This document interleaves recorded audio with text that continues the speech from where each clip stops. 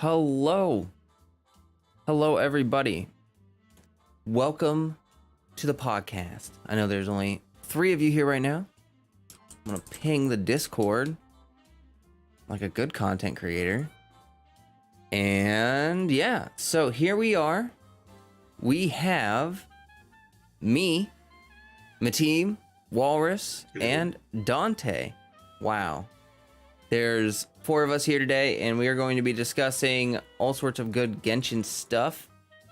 The Discord link is pinned in the chat as always, and this video, or this stream rather, is not monetized because ads are annoying for this kind of thing. So if you have questions or you want to put super chats or do something like that, we are going to stop between each topic for question, like each major topic section. We'll stop and chat, take questions, do that kind of stuff. Yep. If you're wanting to do super chats or ask questions or do something like that, make sure you wait until we are reading chat and engaging with you guys so we don't miss things. Hey Globby, Slideshot, Dante's here and also here. And yeah. Yeah. How's it going, guys? How's everybody doing? Right. The team's doing all right. I'm doing great. Happy to be here as always. Dante is held against his will, but he's here. Yeah. And yeah. And Walrus. Good. Yeah. It's just a little awkward because we oftentimes try to give each other the space to talk, and then it just ends up in dead silence, which is awkward. No, we are trying, people. We are really trying. We're professional. Yeah, I'm doing good. Perfect. Yeah, we'll settle into like a sort of like a rhythm or something as this goes on. It's like starting a podcast is like, I feel like the most awkward thing ever. It's like, we're here to have a conversation. Woo! Yeah. We are here to talk about games. Wow. But yeah, we will be talking about a lot of stuff because there's a lot to talk about. There's like the 3.0 stuffs, all that's been revealed. We have like 8 units now that we know are coming. So it's kind of a lot. I think Hoyo kind of drip marketed their way to success this time. But yeah, I'm going to set up the first topic, which is, I guess we should just start with all the new units, huh? Like who we are most excited for and all that stuff, because we can't really go one by one. That would take forever, right? We really need to ask who we're all the most excited for. I've seen a couple. I've seen like the one girl with the horns. I can't remember her name off the top of my head. The dancer looking girl, right? Mm-hmm. The girl who looks like a dancer. The Snilu. That's what her name is. Yeah, Nilu, something like that. Right. Yeah, I've seen a lot of people for her. A lot of people really excited for Deha or Deya. I'm not sure how to say it. And who else?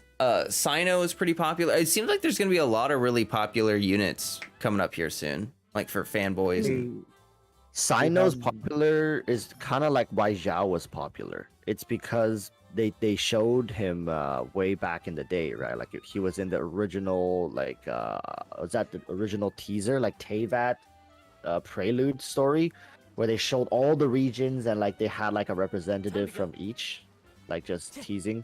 So like people kind of already saw him and they've been like, oh my god, so cool. And now he's finally here to kind of fulfill some sort of self-prophesized role that Hoyoverse has established here. yeah, well, more than that, Sino is in the manga, so he actually plays a role with Calais in the manga, and that's why I've been really excited for Calais and Sino for a long time, because I don't want to spoil anything from the manga, but they are in it, and I think they're really cool characters. So I'm really excited to see like how that's all, carried out over the passage of time. Like we don't really see anything. We see a big story thing happen with Sino and Calais, but then we don't see anything afterwards. So like it's gonna be really interesting to see what happens after, like hear what happened after the manga. Mm-hmm. And for those who were sharp enough to see it on the trailer, we actually have confirmation of what element Sino is, as well as his weapon, so that's also very exciting. Yeah, they showed a lot of the visions in the trailer. If you kind of pay attention to the units, I thought that was really cool. I somebody in chat told me, and I went back and reconfirmed everything. All the visions are indeed shown. You know what all their visions are. You just don't know their weapons. All of them. That makes sense. I mean, I feel like I think like the only vision I can't remember is the little girl that was like sitting on the branch at the end. I don't think they showed her vision, but she's like all green. So if she's not Dendro, then I don't know what she, you know what I mean? Like a lot of people were also saying that was going to be the Archon, because they after seeing the statue in the original teaser, there was like this little girl on the statue, and then they saw the little girl, and they also said that they're theorizing every character shown in the teaser are 5 stars. So a little girl that's a 5-star that doesn't have an explicit vision on her, and then also looking really green. They were saying like there's a very good chance that's going to be the Dendro Archon, and actually that's a great topic. What do you guys think about that? Like if let's just say if that girl is the Dendro Archon, excited, not excited? What do you guys think about that?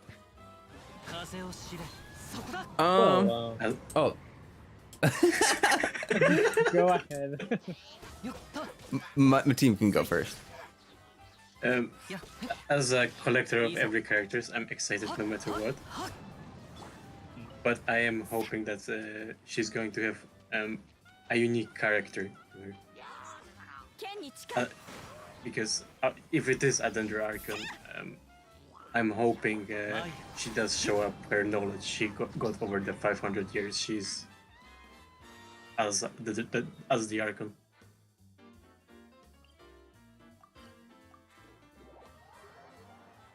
Well, in my case, I'll be honest, as someone who is not using a lot of reactions because I'm primarily geo-focused and monocryo a second, I have to say that I am not excited about the element, because obviously Dendro is not going to be affecting me in such a meaningful way. But regarding the character, the backstory, and in general, what we're going to be finding out about her, if she truly is the Archon, really does excite me. So it's a 50-50 for me, but in a positive way. Yeah, I guess I'll have to wait and see. Like I mentioned before, I wasn't super excited about like the kid Archon kind of thing. It just seemed a little cliche, but Hoyo has, surprised me before. There have been other characters where I'm like, I don't really know if they're gonna be that cool. And then they, you do their quest or whatever, and it's like, oh, they're actually pretty neat. So I don't know. Her design is like cool enough, I guess, and I guess I'll just have to wait and see the quests. But I think she's probably one of the units that I'm least excited about for the region, just out of like personal stuff. So personally, I'm okay with how she is, but here's you see, I'm very curious how you guys think about this as well, because what if she's like hella broken? Would that change your minds at all? Let's just like she basically make a lot of teams really viable. Like would that make you guys think she's better, worse, or it doesn't change anything? I guess kind of have to wait and see, but like if she can do like certain Dendro things that pretty much only she can do, I think she'll probably earn her place in the meta and stuff like pretty easily. And that's kind of what they seem to do with the Archons. Is they give them like a skill that pretty much no one else can do, so that like, you know, makes them have like a lot of value. But I don't know. I'm just kind of, I'm more interested in a lot of the other characters, so I'm hoping that she's not like carrying the Dendro element, if that makes sense. For me, I think I would have to wait and see, because if she can be fitted into a mono G or mono cryo team, then I would be swayed enough to pull for her and the weapon. But the thing is, Dendro is not looking very promising for Geo, so I don't know. It's like very tempting, but at the same time, if I have her, but only her, not in a specific team, it would be more just like a collectible instead of a unit I would be actively using. So yeah, I have to wait and see. As for me, I think she should be representing the best of Dendro, but at the same time, she's not going to be the best of the best, because that's what usually other characters do, that they are more specific in central niches. So I would say she would be pretty good for what she's supposed to do, especially I would guess Dendro. And yeah, that's pretty much it. Oh boy, because all right, I'm just curious. Okay, I'm just curious. So I have a couple of questions. As I'm asking so many questions, I know we need to move on to other characters, but what do you guys think she's gonna do? This is where we get into the territory of like really let your imagination run wild. Like, what do you guys think she's gonna do? Okay, I'll start. I'll give you guys an idea that what I think she could do. Right, I think she's gonna function kind of like Zhongli Shield, but on steroids but like no protection. So basically, she's gonna she's gonna create a circle, and there's a chance that she buffs your team, all of them. So it doesn't matter if you're on field, off field, as long as you're in the circle, everybody gets a buff, and which is kind of broken already. Goddamn, maybe just the person on field, but. This buff is snapshotable, so people like Xiangling can snapshot it and then get the hell off the field. And all enemies in the field are also at the same time debuffed. And it's like a pretty big area. Kind of think of it like Jean's burst. And it's gonna basically just break through any current DPS ceilings we have, because not only are the enemies debuffed, now your characters are buffed. And I think as you progress through the constellations, I'm talking at C6, by the way. Like, if people think she's going to be this good at C0, I don't think so. I think maybe in the beginning, it's just maybe either buffing yourself or debuffing the enemies. And as you get to like maybe C4, it adds an additional effect. Like, not only does it, debuff the enemies, it also increases all damage dealt by 10% or something weird like that. That's what I think she's going to be, because that's something that, while people have done, like characters have done in the game, it doesn't exist in the form of how insanely OP it would be if it were to be done in this particular way. I don't know. And then along that, she's also Dendro, so that aura can also continuously apply Dendro on the enemies, which allows for all sorts of crazy reactions to happen. Yeah, that's a good guess. What do you guys think? I'll try to keep it simple. Like, looking at Dendro Traveler, Dendro Traveler's skill is basically like an AoE thing, and then the burst is like Lisa's burst, where it like sits up like a little, looks like a Dendro turret sort of thing. I kind of think that the Dendro Archon, like, I'm guessing her skill is going to be kind of like Traveler's burst, maybe? Where like her skill lets her set up like some Dendro AoE field that just constantly puts out Dendro, and then maybe her skill is like some kind of utility. I don't really know what, like damage buffing or healing or something like that. Because I feel like that would make her kind of unique. It's like they do this thing with the Archons where they kind of give them like more of a split kit. Like the skill does one thing and the burst does something else entirely. So I kind of think maybe they'll follow in with that, like kind of like what they did with Raiden. You use the skill to set up something for your team, and then the burst is like maybe instead of like DPS stuff, it'll just be like a utility thing. Okay, that's my guess. I think personally that we kind of already know some things about the Dendro Archon. Also, thanks to the Golden Apple Archipelago, we have a little more about her. And one of the things that we know is that she can also influence based on delusions. So if we look at the Dendro Traveler's kit, that it's going to be area of effect when Dendro Traveler uses his skill. No, sorry, his ult that we saw on the trailer, that big flower that Dendro Traveler uses. I'm guessing that maybe could be the same for the Dendro Archon. It's going to be like a taunt type of skill that also either buffs or debuffs the enemy. And the skill maybe should be something around those lines as well, something that buffs our damage. He might be more utility than DPS in my personal opinion, and probably going to be more leaning towards the quality of life for certain playstyles, like with the new elements that, not elements, sorry, the new reactions that are being introduced. Definitely could be a quality of life and improvement to elements like Electro or Hydro, so I think that's more where it's going to be going, I think. Yeah, I personally I don't think I have anything to add.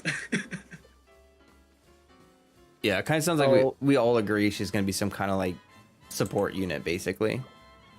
Yeah, so Flowcat, you were mentioning healing, and Dante was kind of going the buffing, debuffing route, right? So basically, we can all agree that she's going to be some sort of either healer, buffer, or debuffer, something like that. So you guys don't think she's going to be like dealing insane amount of damage, like outperforming Raiden in terms of damage output? Really I don't depends think how she you would build. do that. Yeah, for example, Zhongli can do a lot of damage if you build Zhongli for damage, but you kind of are missing on the shield if you do that. It's very difficult to build both a shield strength and DPS on a consistent way unless you buy the Vortex Vanquisher, but that's only benefiting Zhongli. But on in the same vein, maybe you can make the Dendro Archon powerful, but only you sacrifice a bit of her utility.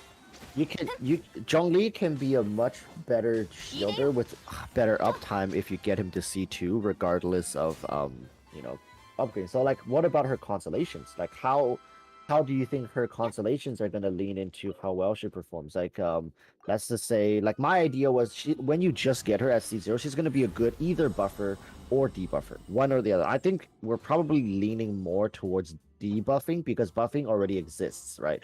So like a pretty good debuffer, meaning let's say like she pretty much takes a role of, let's say, Viridescence, like kind of like that. Because think of that, but Viridescence but on crack. But that's what she is, right? So she's gonna be really good at C0, very very good. Like just imagine never needing Viridescence users ever. I know it's kind of like, oh wait, but then what the hell's the point of Viridescence? But you guys got to remember, there's a high chance that Anemo doesn't interact with Dendro, so they usually won't be paired in the same teams.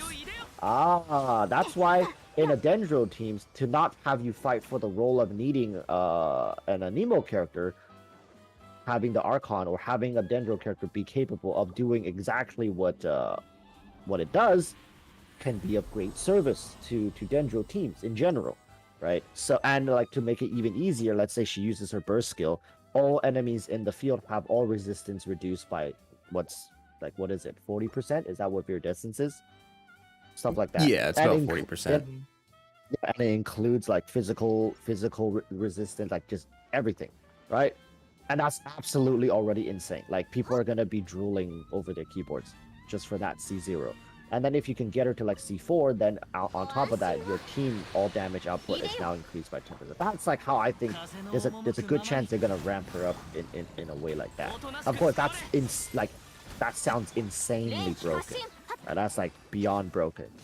But you know, I just can't shake the idea that how are people gonna be running viridescent teams if there's no reaction? Then you're always wasting a slot just to run viridescent and actually lose some bit of synergy. But then the reverse could also be true. Like, well, if they don't react, then it won't ruin your reactions. So in some rare scenarios, you might actually want to run a Dendro character just so it won't ruin a very specific reaction that you're running.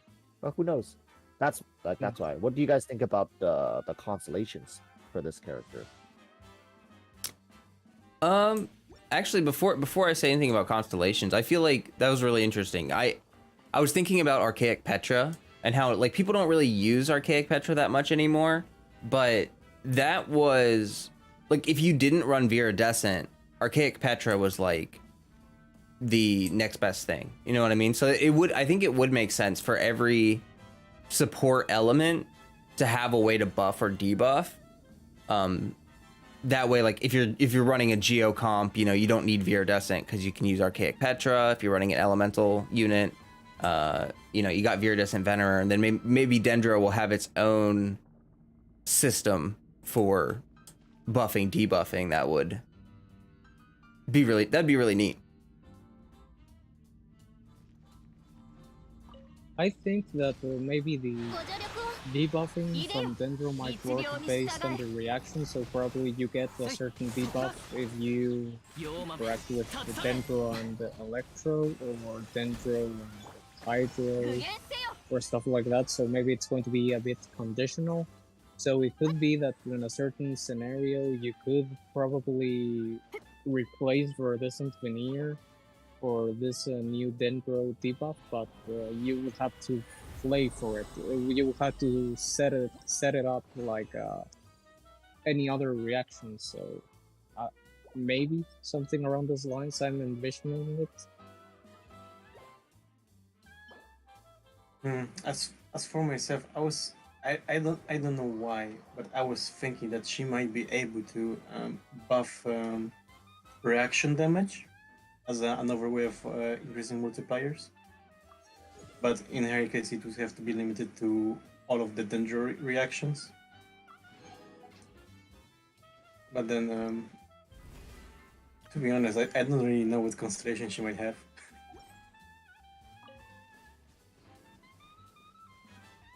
Yeah, I'm a little unsure for the constellations too. Like, it's just really, without knowing like her base kit, it's kind of hard to, I think, guess at like what they could do for constellations, to be honest.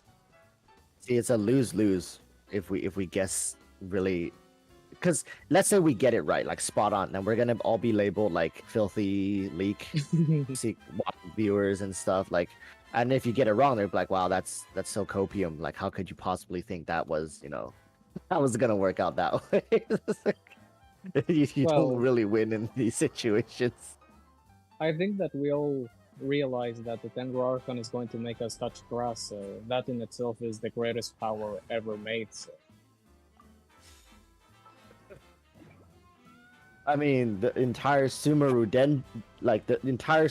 Dendro patch is gonna give us access to a ton of grass. Yeah, I'm honest. I am really excited for it. It's getting closer and closer. Like I just thought about it. Like we're like basically 3 weeks away from Sumeru. Like that's. Oh yeah. I once that live stream drops, I feel like it's gonna get real fast, and then I don't know what I'm gonna do with myself until it comes out. I think it was kind of like this for Inazuma as well. Like I remember how exciting everybody was, but like if they do like whatever happened last stream, if it happens again, oh my god. Yeah, whoever whoever was overseeing that stream, I surely got fired. Like, there's no way whoever was in charge of that like kept their job afterwards. They were also saying like, oh, but you know, it was on Twitch's fault. It wasn't Hoyoverse's fault. Like Twitch, it's something wrong with Twitch. So I don't know. Like that's the thing. But like it was only yen. It was, I think, like at the very least, it's either somebody got fired or Hoyoverse reached out to Twitch about that issue. Like one of the two has, and like Hoyoverse really was not happy about that. But then again, you know, it's like a filler patch. How bad could Hoyoverse really have felt? Then again, they're kind of perfectionists in many ways. Like they want to do things right and they want to do it like professionally. Like, you know, everything done in Genshin seems so meticulous at times. So I don't know. But yeah, if that happens for the Sumeru region, like I'm expecting some finally some Apollo gems. We deserve apologies for this point. I wouldn't expect apologies if it's not their fault. That's true. Yeah. Then that's true. They would be like, guys, it's not our fault. Blame Twitch. Yeah, they'd be like, Maybe hey, then they'll finally stop working with Twitch and then they'll just like do it on YouTube and Twitch at the same time. yeah, Because like they do it on YouTube just a couple hours later. It's just they do it on Twitch first because they probably have a contract there. yeah. I think But that's yeah. exactly what it is. Partnerships. But yeah, anyways, that's kind of sidetracking us again. Oh, it's fine. You're 110% right. Like they signed some contract with Twitch, I think, to try to like grow their brand on Twitch, and I don't think that Hoyoverse knows enough about like, I don't know, like popular media or whatever to know that like Twitch is on a serious down spiral. I feel the timing of it is really crappy because they kind of built the partnership before things started really going downhill on Twitch, but now things are kind of like spiraling and I don't know. I don't know. I hope they didn't sign a very long contract. Damn. Yeah, because if anybody goes on Twitch and see how Genshin Impact is performing, it's not a beautiful picture, my friend. It's just like it's really unfortunate. But then again, that's really not Twitch's fault. Like, we can't really blame Twitch for Genshin's decline. Right. Yeah, but it's just Twitch in general. Just I feel like I this is really off topic, but like I just feel like Twitch, Amazon is trying to make their money back. They're increasing ad revenue. They're decreasing the amount of money they're paying creators. And the only reason I feel like they want to do that is because they've lost money over the years on Twitch. And so Amazon is like, yeah, let's just make our money back, and then we'll just shut the site down. So, I think they're kind of on their exit strategy, to be honest. About to pull the rug. Yeah. Well, in all fairness, in my case, I don't know about you guys, but I never really connected with Twitch. Like, I tried a couple of times to try to follow people there and to watch it regularly, but it simply it was not my thing compared to YouTube. So It's a pretty big commitment. It's a pretty big commitment to go onto a separate website that's solely for live streaming and to go there every single time your favorite streamer goes live, and they have their own subculture. To be honest, each stream probably has their own memes and like subculture, and it just feels very alienating sometimes to jump between different streams as well.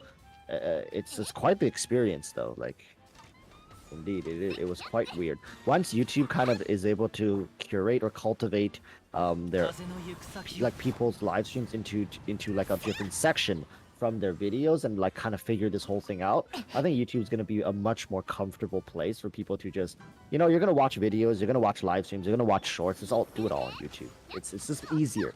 And a lot of the times people are like, oh, but you know, it's so easy, just open another tab, or it's just opening another app on your phone. But like that, the act of switching back and forth can really be, you know, jarring to some people. That experience is just a little jarring. Oh yeah. Well, Some- people are lazy, you know.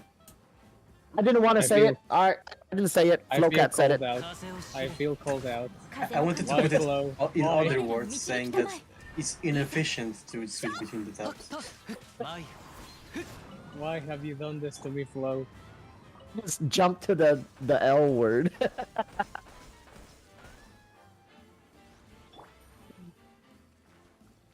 I'm gonna Oh, well. plead my Fifth Amendment here. I didn't do anything, you know. No, everyone now knows I'm lazy. It's out there for the public. But yeah, I think Flowcat, you're right. I think Twitch is really on its like unless they're gonna do something very big, right? It's either they're on their exit strategy or they're planning something quite big, and they're gonna try to turn things around. At the rate they're going, I guess like the big creators won't really have a problem to stay. Like let's say if you're making $20,000 a month just from your subscribers, like I'm talking Twitch subs, what's the point of leaving? Like, you know, going to YouTube isn't gonna bring you more money necessarily. You're a big dog here. So I like the smaller creators. Like Twitch is gonna really be on its last leg once smaller creators stop broadcasting on Twitch and they choose to start on Facebook or YouTube. That's when they're gonna have a problem, because then eventually those small one out of a million of those small broadcasters are gonna make it as a big broadcaster, and then eventually the broadcasters that are on Twitch are gonna become irrelevant. It's just like a slow bleed. The internet fame thing won't last forever. So if they can't incentivize smaller creators to start up on Twitch, they're gonna have a big problem in the long run. Yeah, well, they are having trouble with that. I mean, I find a lot of new people are turned away from Twitch because it's a self-feeding algorithm. You know, if you are a big dog on Twitch, then more people will find your stream, and so like the big people just kind of win by default. But one of the things about that, all I hope is that Twitch gives content creators enough time to swap platforms, because like there are a lot of people who are going to be resistant to switching platforms, and they run the risk of being trapped. Like people will start transitioning over to YouTube and they'll probably keep their core audience, but they'll lose a lot of their fringe audience, and then eventually the site will either, you know, shut down or something will give. And if you haven't made the transition before that point, you run the risk of like losing everything, you know what I mean? What I have heard personally is that many smaller content creators normally say that it's very difficult for them to even be found in the first place, and they have to use YouTube to advertise themselves, so people can go and find them on Twitch by proxy. So by itself, I think that already Twitch is not a very what will be the word? Helpful or very friendly to smaller content creators. So I think that it's just about some people taking the first steps, and more will follow, because as far as I know, a lot of people have already been very discontent with how things are on Twitch. But that's regarding my limited knowledge.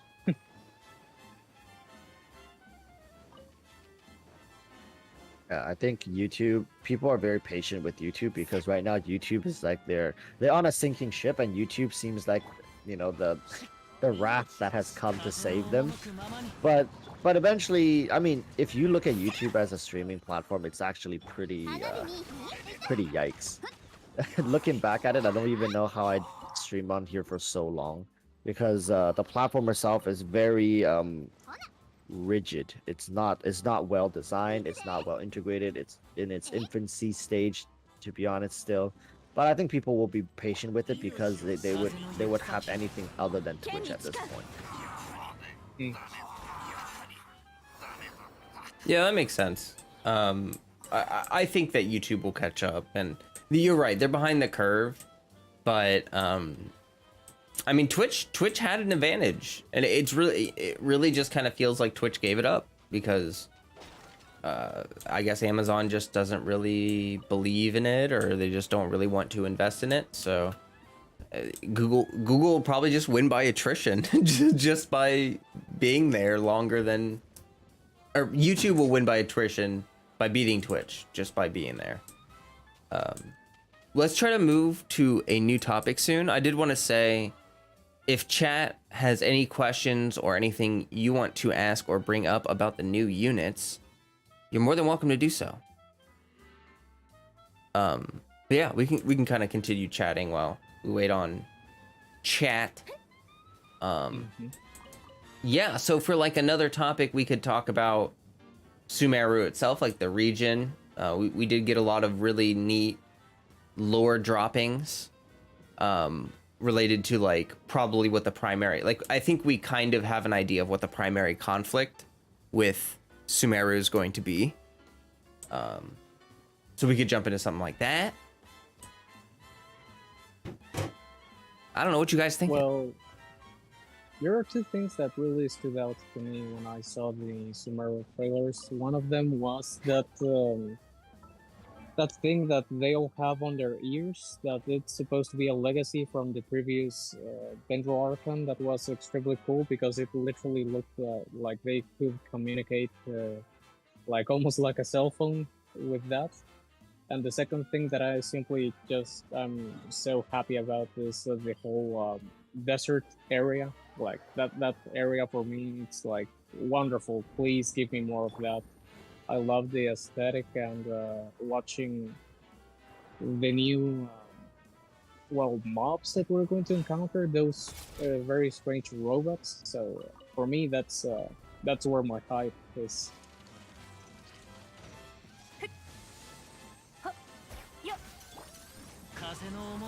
Oh, I guess I'll go next. For me personally, I think that I was saying this, like it'd be really interesting if it's called the Akasha system, right? That's what it was called, right. the headpiece. So I was thinking if we're gonna be able to somehow gain access to that system, and it's gonna actually become an in-game feature. I don't know. Let's say when it comes to communication, let's say if you get the Akasha system, let's say look at Flowcat's stream right now. He's outside, out about, you know, in the wilderness. Let's imagine if you can now turn in your commissions, you know, just walking about. You finish, you can turn in everything and get your thing without having to go to Catherine. Unless you're gonna tell me that's already a thing, and I'm just a dumbass who has never, you know, never done that. But I remember, like, if you finish all your commissions, you still have to go back to Catherine and turn it in and stuff. And if you want to go get bounties, you have to go to the bounty board and go get the bounties. But now, let's say you can turn in everything and all that stuff just out and about. I know it's probably not going to happen, and I'm just high on copium, but that would be a pretty cool thing. I wouldn't even mind if it were a Dendro or a Sumeru exclusive feature. Like, you can only do that in Sumeru, meaning you can just be out and about doing your thing, and whenever you're done a task, you don't need to go back, you know, do this and then like go claim a new one and then head back out. You can just go straight to the next location. It could be a cool feature. Or maybe this Akasha system enables for us to talk with other players on PvP, like finally a voice system. Just like you're just out and about and somebody just like talking shit to you the whole time. You just hear a voice. I don't know. It could happen. Like you said, high on copium. That's funny. I feel like, so the Akash system, kind of leaning into that, I really think that that's going to be the primary driver of the story. They basically discussed how the system is like it's like an information trading system, so that like if someone learns something, they can upload it to the Akash system and then everyone gets it. So it's like an internet basically. But they said that it comes at a cost, that like people who wear the system can no longer dream. And I think it's basically the story of Sumeru is going to be that the people are starved of creativity, and starved of art, starved of humanity, and that they like overvalue rationality. Like I think basically the theme of Sumeru is going to be like, no matter how smart you are, like wisdom is not an act of knowledge. Wisdom is an act of like life experience and like inspiration. So yeah. You guys remember in the original Teyvat prologue teaser, there was a quote by Janesley, or the narrator, and they said that there's a land where people dream of dreaming. Yes, I remember that. Yeah, so I think they were talking about Sumeru, weren't they? I think that in a lot of ways, if we remember that in order to get a vision, you kind of have to have ambition, right? Like you have to have a goal in mind or a passion. And the fact that many people in Sumo don't have dreams, don't allow their imagination to run free, that could also explain in-game why we have found so little, so little vision holders of the dendro elements. I mean, that could be like a reason. I don't know. Wait, I just want to reconfirm. Canonically, story-wise, who is the one that's giving out the vision? Is it the Dendro Archon or it's something else, like Celestia's giving out? It's vision? Celestia. Yeah, the Archons. Yeah, as far as we know, the Archons have absolutely no say in who gets a vision or not. According to some of A's dialogue, if I remember correctly. So that also means that Celestia has dominance over all elements, meaning Celestia can choose, let's say Kazuha got a Nemo not because of luck or chance, but Celestia deemed that he should be in a Nemo, right? Like canonically, lore-wise. We all know it's because Hoyoverse needs to make money, and they need to space out the elements.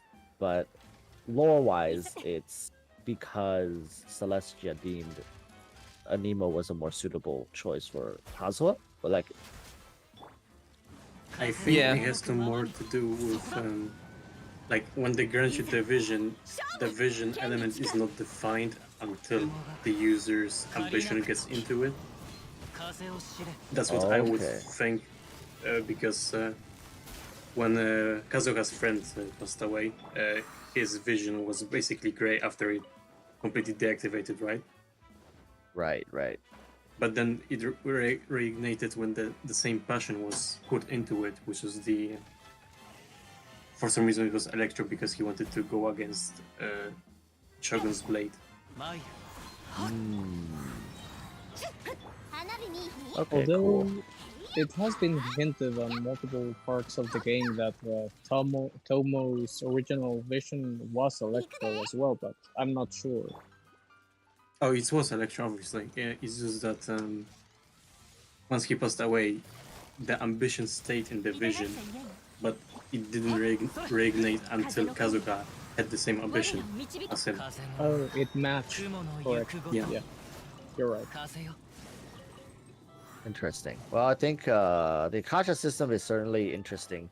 But I'm just saying it would be a shame if it weren't integrated more as a feature in the game. But I know Hoyoverse is probably just gonna do it the easy way for them. There's a story plot thing, and then they're just gonna move on. Well, there's like, so with the Akash system, I think that basically we're going to, like we saw during the Harbinger preview thing that they put out, that Dotorie, or one of Dotorie's segments was in Sumeru burning a tree. And because the Akash system is like a hive mind internet system, and trees communicate with root systems and stuff like that, it's very similar. Oh, interesting. Yeah, the theory is that the tree that Dotorie is burning down is like a server. It like contains a crap ton of information, and he's basically just like nuking their their servers, which doxing them. yeah, like doxing them, yeah. Doctor is a hacker confirmed. Yeah, so I think that could make for a really interesting story, and I'm really interested to see how the Harbingers start to tie in more, because I'm really starting to think that we're gonna end up teaming up with the Harbingers or something, and Celestia. Yeah, Like eventually. yeah, and I feel like Sumeru should be that turning point where we start to realize that, like, oh, maybe we're not here to help Celestia, like maybe we're here to help the Harbingers. And then really hammer home the fact we've been murdering like Conrians the whole time. Yeah. Like, because I think the story, like, yeah, I think you guys are right. When it comes to Sumeru, they're really gonna throw in a lot of plot twists here, because if they don't, and it's like, it's not even a secret at this point. We already figured out, you know, oh, what happened to like the Conrians like back in the day. So we know, like, we've been doing some messed up shit. But you know, how big of a twist are they gonna give us? Is it confirmed where Piero is from? We could only speculate based on a few features from his character design, but it hasn't been confirmed by the game yet. No. Looking, yeah, I was just saying, looking at his character design, it just looks like he looks very Conrian to me. Yeah. Well, if you zoom in on his pupil, he has the same exact pupils as Kaya and Dainsleif and Halfdan. Well, unless people are gonna say, "Oh, they're designed by the same artist, and that's just the artist's signature." Like, but I think a lot of this stuff, like, you're right. If it's that specific, I think it's, you know, it's safe to say that it's I think it's safe to say that that's gonna be the case then. Yeah, most likely. I heard some interesting theories that not Dainsleif, sorry. That Piero is Kaya's like grandfather or something. Oh my god. And that's deep. Yeah, I know. Kaya mains out there drooling. They're drooling. Wait, hold up a minute. But yeah, that's interesting to indulge in these kind of theories and whatnot, because I think there's value in tying all these characters together. Oh yeah, I agree entirely. Hopefully, I really feel like things should pick up. Like the story, we should be hitting the midpoint. We should start to see a lot of stuff go down in Sumeru. So I'm definitely keeping my eyes peeled. I'm expecting a lot more explosiveness when it comes to lore in Sumeru, just to the whole of Teyvat, not just because Inazuma was really like sheltered, right? The borders were essentially closed, so we were really like just talking about Inazuma. Sure, a bit in pieces of the grand storyline were revealed here and there, but like Inazuma was pretty much just about Inazuma. But Sumeru seems to be tying like a much bigger picture together here, which is incredibly exciting.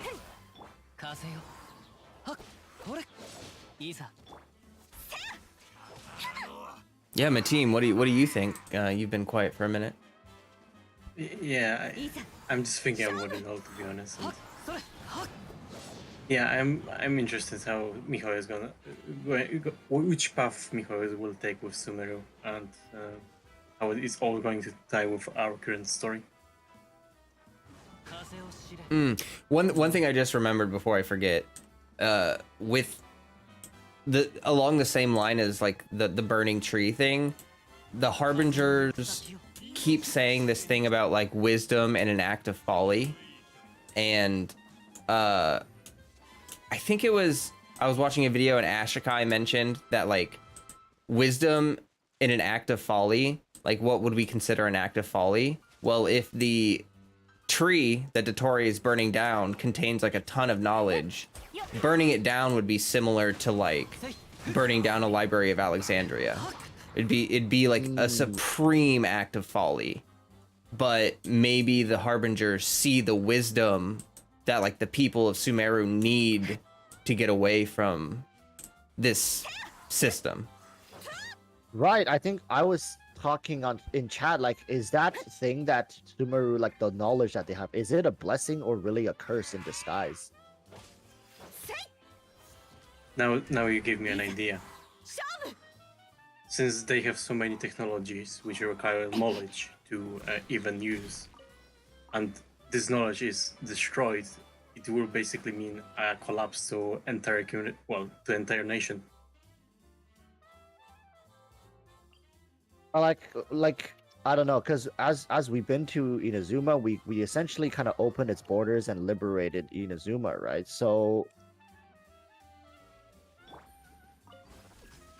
I think for Sumeru, we might have to protect it from its own collapse. If you think about it, I think that makes a lot of sense, because if you remember Venti told us once that the power that the Archon holds, or how powerful an Archon can be, is based on ruling their specific area. Like, Venti is considered the weakest because he's not currently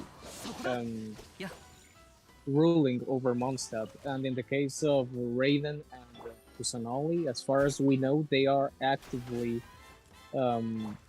ruling over their respective nations, even though you could make an argument for Raiden because it's the puppet, but nevertheless it's like an active duty because it's like an extension of her that is doing everything. And Kusanali could be that perhaps might be weakened because of Doctore's current meddlings and stuff like that, so maybe part of the reason why they want the Harbingers want to destabilize Sumeru, so they can make the Archon weak enough to the point where they can just snatch the Gnosis out of them. Or at least that's what I'm thinking when after hearing your guys, the opinion that you guys have. So. And also, like, when it comes to the Gnosis, I'm glad you brought it up, because that's like, you know, like I know we're kind of like jumping topics a lot here, but like that's really what we have to do, because that's essentially what Hoyoverse did to us as they dropped all this information on us. Because remember when Zhongli gave his Gnosis, Zhongli actually just gave it up. He didn't like really fight for it, but he did have a deal, right? He made a deal with who was it? Oh, he did he? With Senora, yes. I see. But you see, now it really the details to that deal was never revealed, was it? Like, we don't know exactly what was agreed upon. We just know Zhongli struck up a deal with the Fatui essentially, and he gave up his Gnosis willingly because of that. Yeah, but I think the one thing we can know for sure is that like all of the current Archons we've seen seemingly don't care at all about their Gnosis. Like, Zhongli just gave it up, Venti just gave it up, and Raiden literally just like gave it up. She never needed it. Yeah, she just handed it over. She didn't even have it. And so like Traveler seeming so obsessed with like saving these Gnoses. It's like Traveler's the only one trying to actually stop the Fatui from getting the Gnoses. So I don't know. It's kind of, that is interesting. I kind of wonder where they're going to take it at this point. Like, are we going to learn more about what the Gnosis actually do?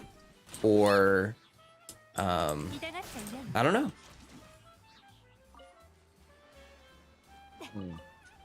The more I think about the Gnosis and how you guys talk about it, the more I'm thinking about the fact that we are being manipulated all this time, how our travels are being happening. Yeah, explain. So, what I'm getting into is, since our powers are sealed, what if our destiny at the moment is also sealed by Celestial themselves because of the heavenly principles?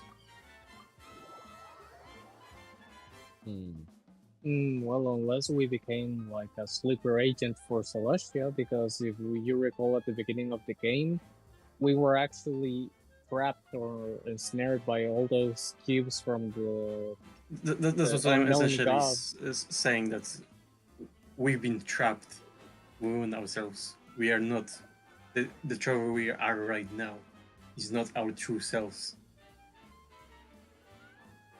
And Paimon is our missing fragment.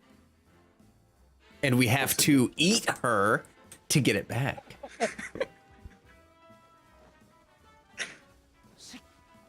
God damn it. Well, wouldn't that be a sight to behold?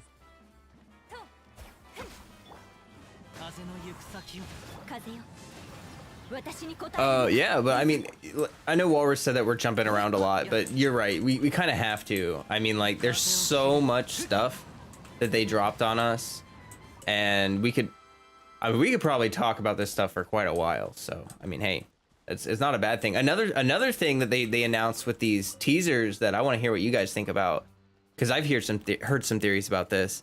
The robots, the freaking humongous ruin guards. There's 2 of them in Sumeru, just chilling there. Like, I really have no idea what that even means. I was saying that's like a, you know, the marionette, the one in the Fatui that builds like robots. I think those robots are like ancient robots, and they probably, I don't know, there's something about them that probably like the marionette studied them and stuff to build their own. I don't think the marionette built them, but I think those are ancient weapons that are left probably by like what? Like they're probably from the ruins of the war that the Conrians had back in the day with with Celestia. And I think since they've been ruined, there has been a lot of people who've come to study them, and the marionette being one of them.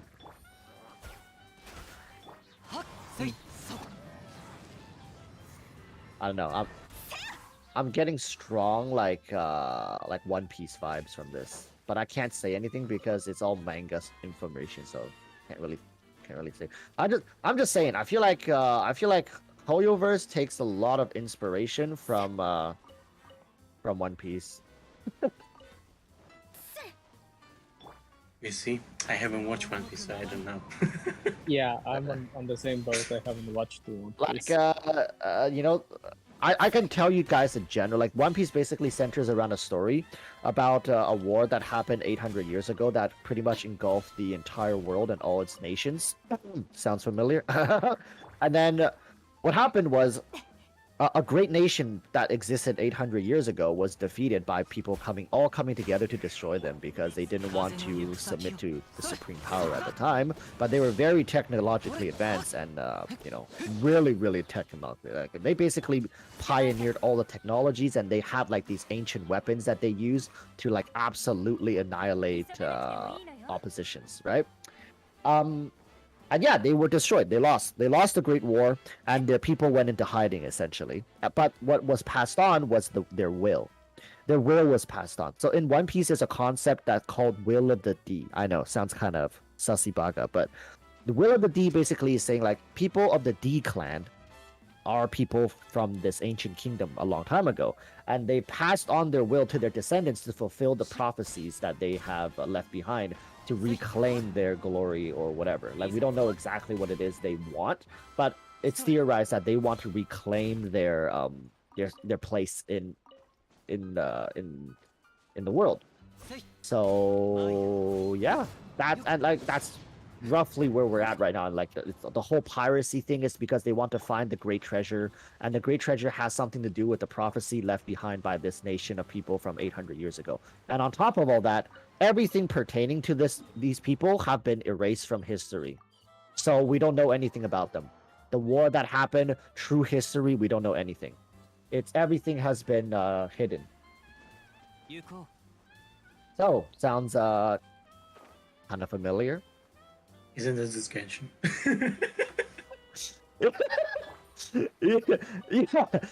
You would think that. In a nutshell.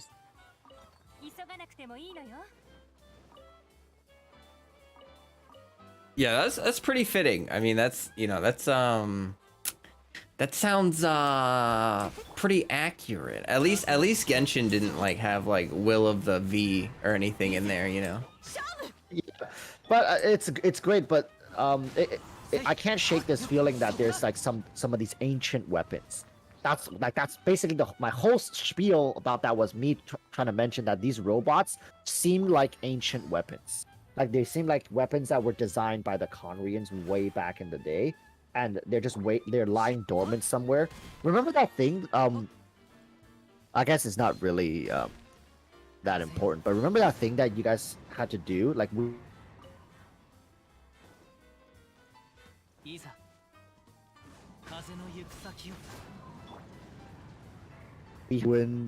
not ruined guard, but it was the flying ones, the one that could fly and then they spin around with blades and stuff in there as for hands, and it was guarding like a treasure chest, stuff like that. You know, I think there's probably ruins somewhere where if you gain access to these ruins and like we're able to gain access to the weapons, you're able to command these great ancient weapons of the Conrians and really fight back against the gods with science. That makes sense. I was thinking along a similar lines that like those giant ruin machines, I would assume were like Conria's last stand, maybe? Like once the war actually broke out and Conria was starting to get destroyed, maybe they built those robots as like a last system of defense or something.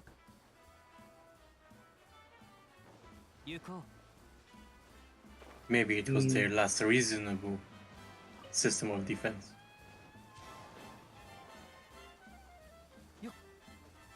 It could also be the reason why Celestia attacked them. Maybe they were getting too powerful to the point where it was getting ridiculous, and Celestia was like, nope, not anymore.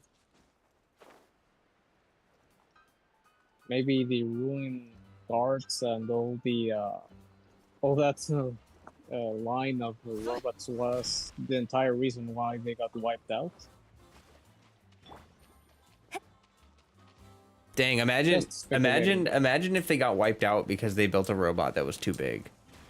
They're like, hey, you had these smaller robots and we were gonna leave you alone, but then you built these bigger robots and now it's time for genocide. I thought it was because they refused to submit themselves to the gods. Basically, they refused to bend the knee, and then for that they got annihilated. Pretty much.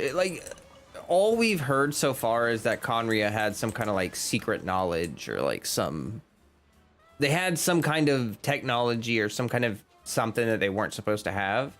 I'm guessing it's some kind of secret guarded by Celestia, and then Celestia was like, because we've heard that from Zhongli that visions might be to distract people. Like Celestia gives humans visions to keep them complacent so that they don't actually challenge the gods. And maybe Conria was the first civilization where they said, screw your visions, we're going to pursue the knowledge anyway. And Celestia was like, nah. Well, we kind of have an example of someone pursuing knowledge that Celestia deemed not for the public. I think it was the god from Kokomi's island, Watatsumi or Vashi.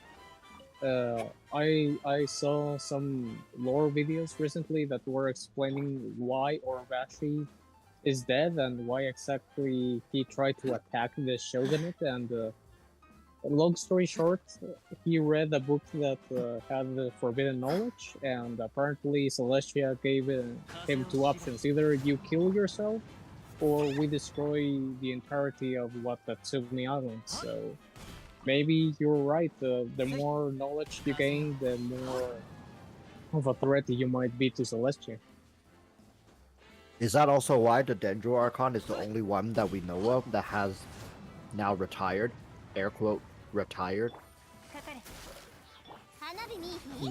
Like once you get to a certain point and you know too much, as the Archon of Wisdom, and knowledge, you just kind of get forcibly retired.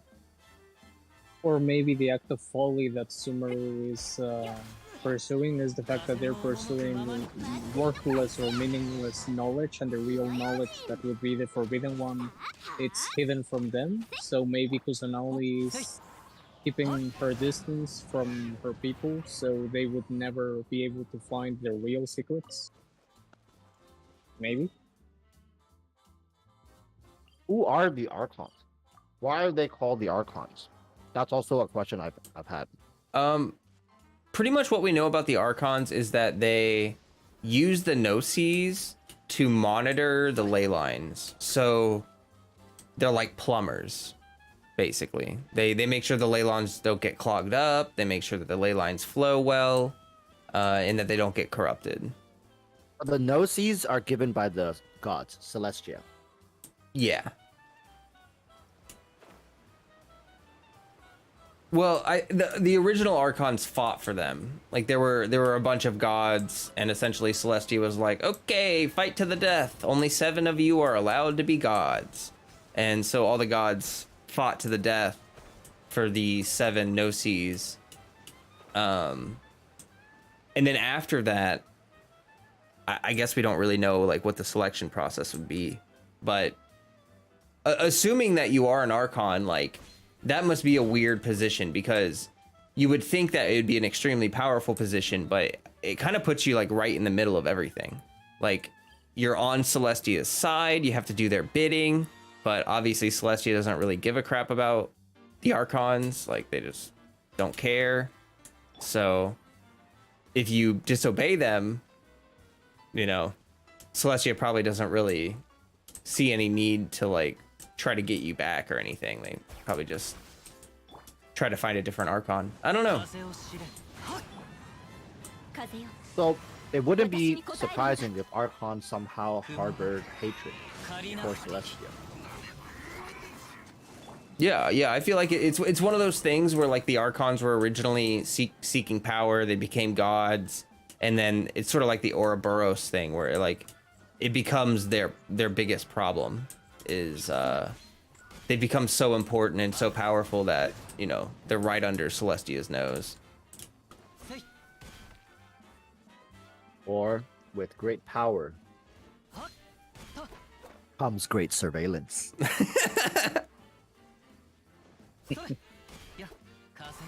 I think Sumeru has to give us some sort of closure when it comes to the whole like power dynamic here, right? Because we got the Fatui, we got the Archons and the people, and then we got Celestia, and obviously the Fatui is trying to go against Celestia, and they're like led by their one true queen, the Tsaritsa, right? So, Yes. and of course, people are speculating Piero is a Conrian, meaning that how did a Conrian meet the Tsaritsa? How did the Tsaritsa essentially maybe saved him? And why don't the Conrians age? Has that been explained? Like, because they live, this guy, they don't age. They're like frozen in time. Does that mean Kaya also won't age? It has been explained according to some of the information that Dainsleif gave us, that the Kandrians are not aging because they are cursed. And most of the Kandrians that we know are basically Hilichurls, and that's their curse. But some, like Dainsleif, they have a different curse, but similar at the same time. I mean, they get affected in the same time. They get affected in the same way that a Hilichurl will be affected. Like, for example, when we saw in the chasm, but in the case of Dainsleif, he's cursed to wander the wilderness forever, watching the people he was meant to protect be this type of monsters. So, probably Piero is another Kandrian that got cursed with immortality as a form of torture, I believe. It could be explained in that way. Yeah, the Conrian curse is that they are immortal, but they slowly get corrupted and lose their mind and soul. So like even though they're alive and even though they're still sentient, they're like slowly going insane basically, and they can't do anything to stop like watching their personality and their selfhood like slip away. So after the curse was put, everything just went back to normal, I guess. They basically confiscated their technology, and then they were normal for some time, but and then eventually people started turning into hilichurls due to like them going insane. Like that's basically what. And now Kaya and Piero and Dainsleif are like the last few Conrians who can still keep their sanity after all the hundreds of years, right? Technically speaking, if we're going by logic, we also know of another Canrian that is Albedo's creator. What's her name? Rhine-daughter? Gold, I think. Yeah, Rhine-daughter. Thank you very much.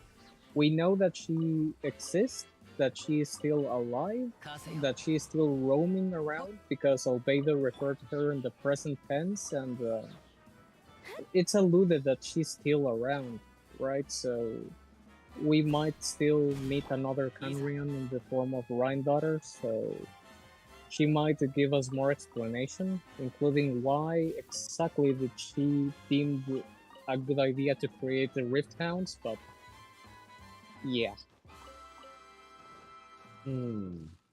Because it just makes me wonder, like, are Conrians capable of still reproducing?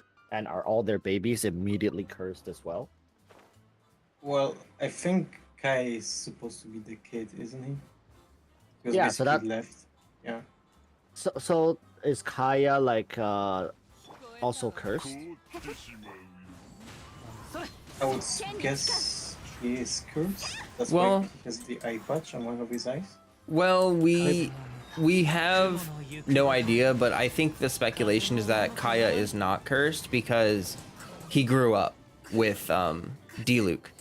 So like if he was immortal and not aging, then he probably wouldn't have gone from a child to an adult. We don't really know how the curse works. Maybe the curse lets you grow to adulthood and then you stop aging. But based on what we know right now, Kaya may not be cursed because he's the only Conrian we've seen actually age throughout the story. Interesting, very interesting.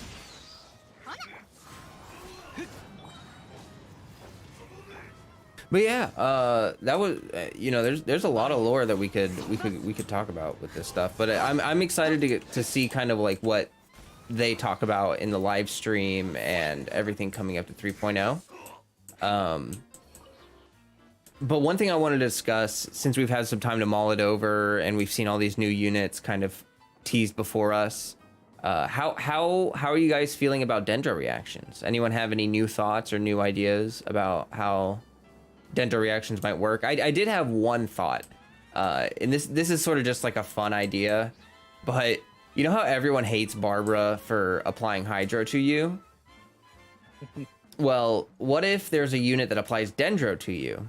So then you have shit. Yeah, you have Barbara and then you have a Dendro unit, and then Barbara turns into a bomb layer. Like she literally starts blooming or whatever it is every time it's applied to her, and she drops those little like Dendro mines. It could actually turn that into a good thing. Right. And also, but at the same time, you could also set yourself ablaze if you're not careful with that mechanic. True. Like Bennett, I think Bennett would immediately just blow himself up when he ults. So, Well, he hello. would burn himself. Pretty badly, but At least he heals, right? At least he heals as he's burning. yep. Flo, you asked the question like, how do we feel about these reactions, right? Like, that's your question, right? Well, I mean, like, do you guys have any new thoughts? Yeah, anything? I mean, I thought about that Barbara thing, you know? In my case, I can only express the wise words that Sean Lee once said on one of his story quests. Salt and betrayal. I feel betrayed by Mihoyo because, quite certainly, Dendro seems not to be able to react with the Geo, so you can imagine how disappointed I am that the element I chose as my main element is literally always at the back end of the elemental reactions priorities, so See, this is what I don't get, right? I'm glad you brought it up, Dante. Is that their game's combat system is built around its reaction, yet they actively choose to have reactions. I mean, elements that have like no reactions whatsoever. It's just so bizarre to me how how these people could have sat down and to themselves and said, you know what would be a great idea, Dawei? If in our game we have elements that just don't react, like wouldn't that be the bestest of ideas?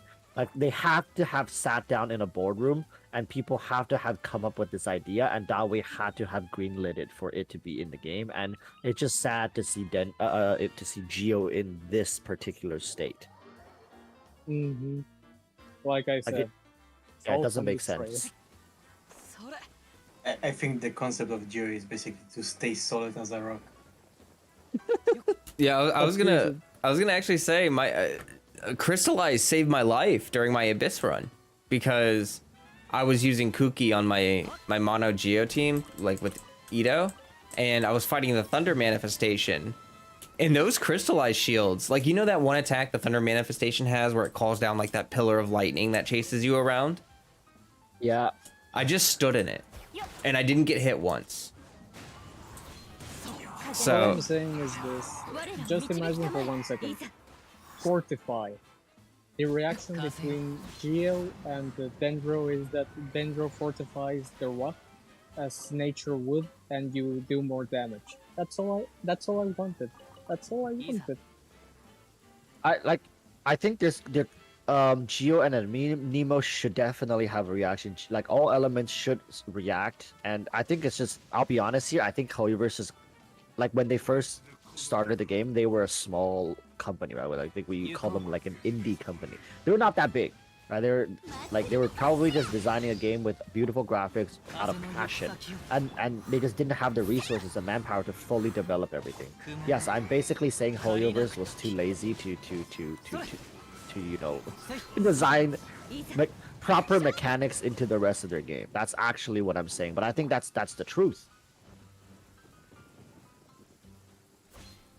I would have to disagree with you because I think the elements that don't react make sense since they're all supportive elements. Like if you had a reaction between Dendro and Geo or Animo and Geo and all that stuff, you would have teams where like you're running Animo, Geo, Dendro, and if those had powerful reactions among them, there would be no reason to run Pyro or anything else because you would have your supportive stuff and you would have your damage all in one. Well, I mean, I think they can tune the numbers in the end if they really wanted to like incentivize people. It's just having an extra reactions gives you like extra options, right? Like they can make the effects whatever they want it to be, but you know, not having it just ended up as this. I'm not gonna say it was like bad, but it's just there's so much potential is what I'm trying to say. Like there's so much potential for Hoyoverse to have done a lot more creative things with the system they have in place. Look, Flo, all I'm going to say is I wanted to taste the sweet tears of element users and elemental reaction users, and I got disappointed. That's all I'm going to say. Like Pyro mains, they've had it good for way too long. It was time for Geo to rise, and they did us dirty. That's all I'm going to say. Yeah, it does feel bad if you're like a predominant Geo player to see that Dendro also doesn't mess around with Geo at all. That is pretty disheartening to hear. I can definitely understand the sadness in that. I don't know though. We might see something. I guess we don't really have confirmation. Like we still don't know what Catalyze does, and if Catalyze is like a defense shred or something, then it could still buff geo damage. That's true. That's true. Having these universal, like, that's why debuffing and buffing is such a good thing to have in a game like this, where not every element has its own reaction. Like, you can still heavily benefit from it. That's true. You know, don't lose hope, Dante. There's hope. There's cope. There's always a ray. Yeah, there's always a ray of light. Yeah.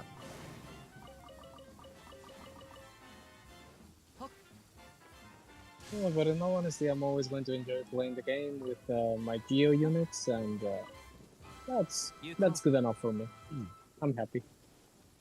I think I mean, we can you have to enjoy commend. your G6.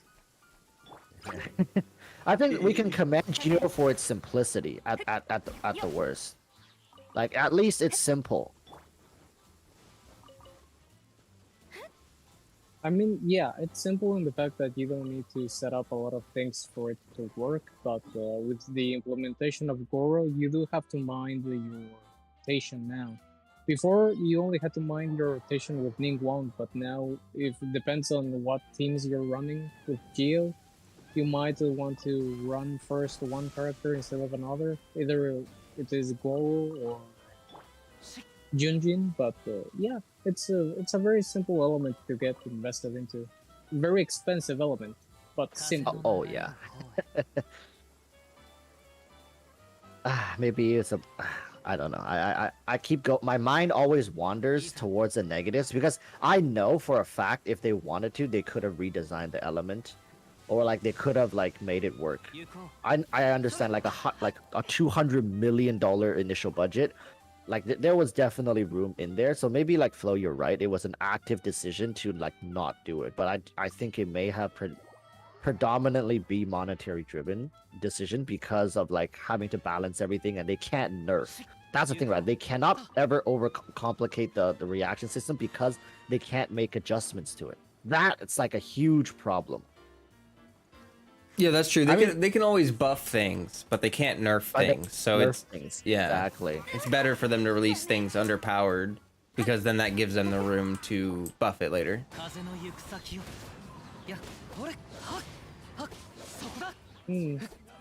Maybe if they simply have something that whenever you get a crystallized shield, you do a little AoE explosion that deals 2 damage. That could be good enough for me. I think I was speculating as well what crystallized, what kind of buff crystallized could have, and one of them was like the fact that having crystallized shield be stackable. Like only crystallized shield can stack, and each stack, like every time you get a new crystal shield, not only does it stack, it also refreshes the duration of all your shields. And then like they can adjust the shield strength and whatnot. But then like people say, oh, that's so broken, you'll never. But the thing is, those shields are nothing special. They don't debuff the enemies. They only like serve as protection. Like, and what's the point if they don't stack, they don't protect, and they get broken in like one hit by Abyss 12? It just doesn't make any sense to me. So like just having them be stackable is already a huge buff. And then you actually don't need to rely on like shielders, air quote shielders. Just having, and then they also free up geo character. Sorry. They also free up geo characters to be non like defense oriented. You can be a very heavily offensive geo unit, like Ningguang on crack, and at the same time be, you know, able to play defensive.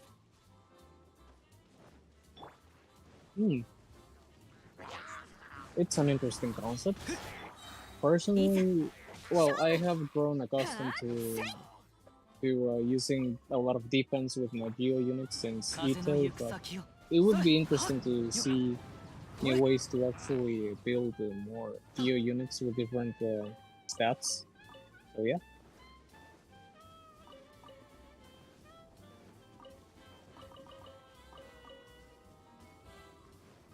All right.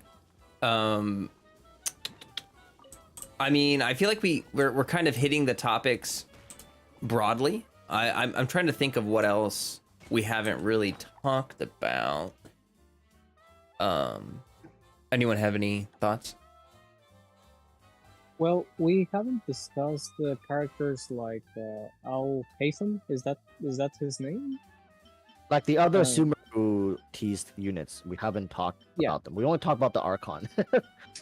Yes, we only talked about the Let's- Archon. let's touch on Tainari, because that's the next one we're slated for, right? We're getting Tainari soon. Tinary, Kale, and the unit nobody remembers. You mean Dory? Yes. Oh yeah, don't worry. What do you guys think? What do you guys think about Tainari? I think like a lot of people especially after the most recent teaser, a lot of people are gonna be skipping. Yeah, I think he especially because he's coming out first, and there's so many units they just teased, and like his design is really cool, but I just think that there are so many units that are gonna appeal to people more. He's gonna get skipped, I think, a lot, but he looks like a Catalyst user based on his picture, because he That's has. what I said.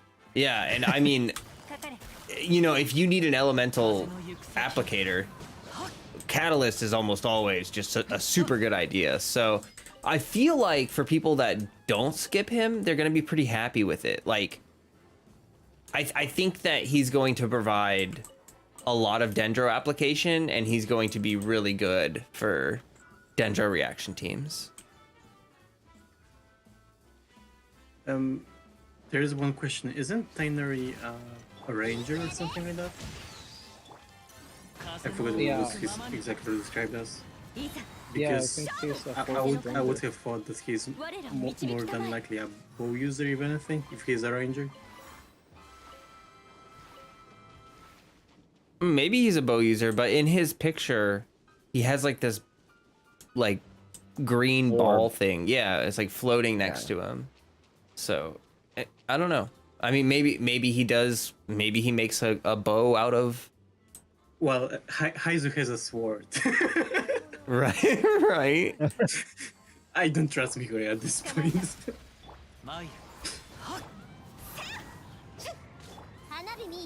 Fair enough. But I mean, either way, like whether he's a bow or a catalyst user, they both have really good elemental application.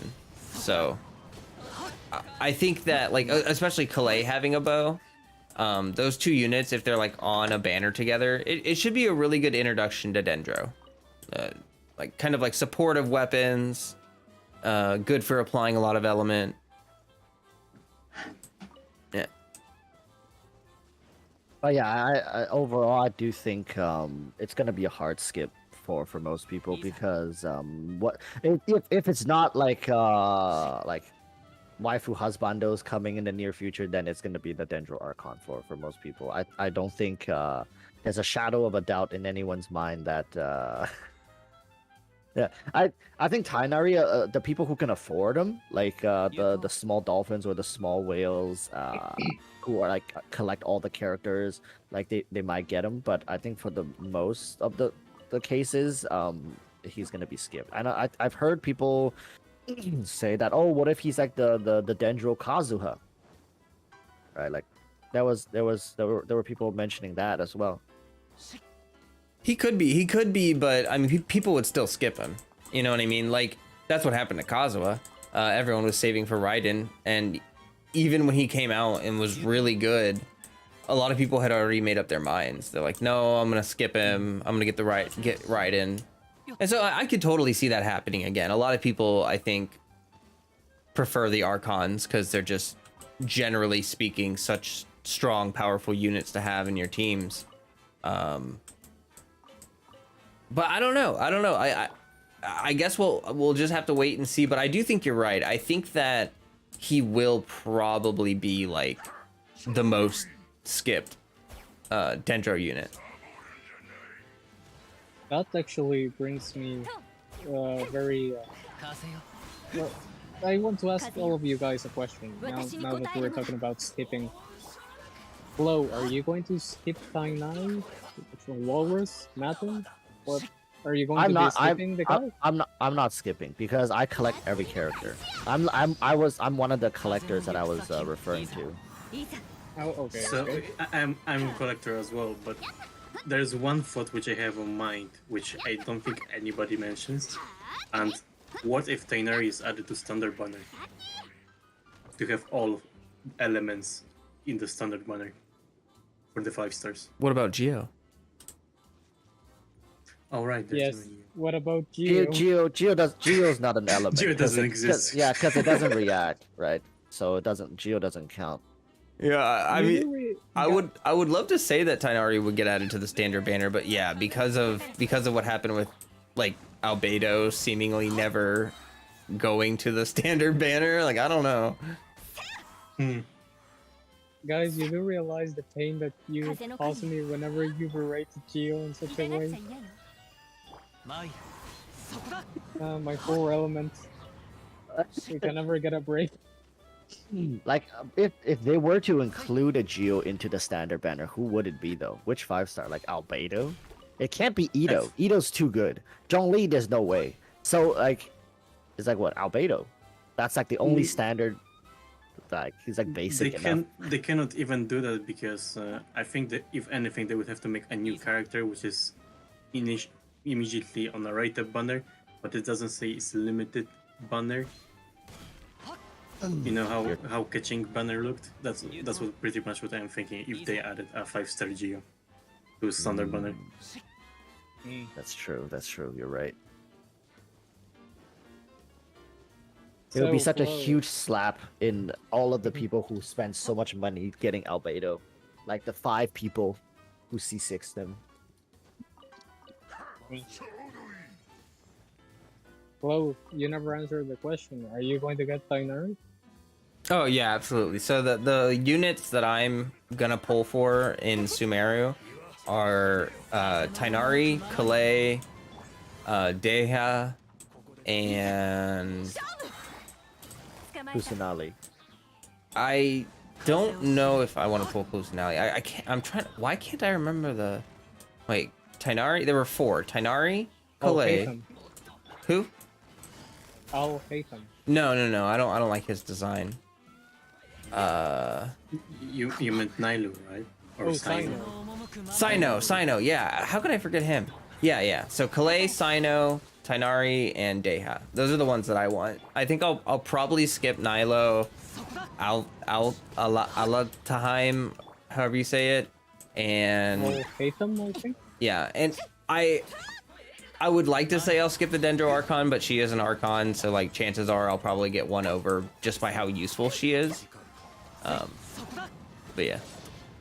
I've actually, like, while we're on this topic, I do have to. I know we've been talking shit about Venti a lot, but I do think at C0, Venti is the most complete Archon. Like, he actually is so damn good. If all Archons were at C0, I think Venti, in his prime, was the most game breaking out of all the Archons. But when you say most complete, are you even referring to C0 Zhongli being like what we have now? Because for me, Zhongli at C0 what we have feels now. complete. No. I'm not saying like complete. I'm saying like how impactful they are in their respective role and their niche.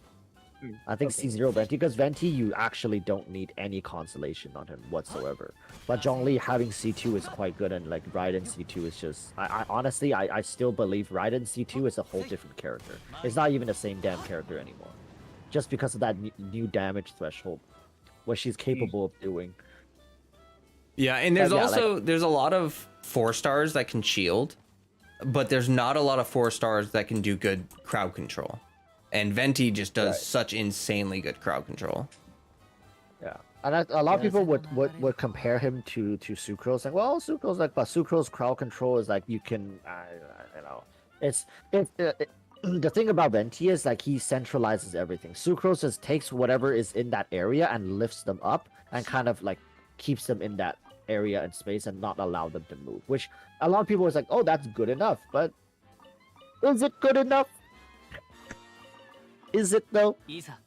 I do think Venti C0 is still like, and this leads to like like Kusanali and her as C0. Like I'm really curious because ever since Venti, the Archons, if you think about them as C0, aren't like there's much to be desired, right? There's things that people do like feel like, oh, I wish we had more of this, more of that. For Venti, nah, nothing. At C0, I never ever once felt I wanted more or like, oh, I wish you did more or something like that. Yeah, I think that the Constellation 2 is what they are aiming right now.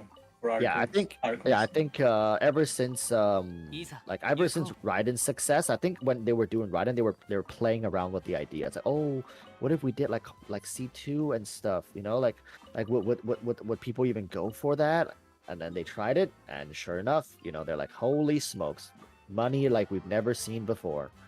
And since then, yeah, like not just Archons, like even the normal 5 stars, they started incorporating that.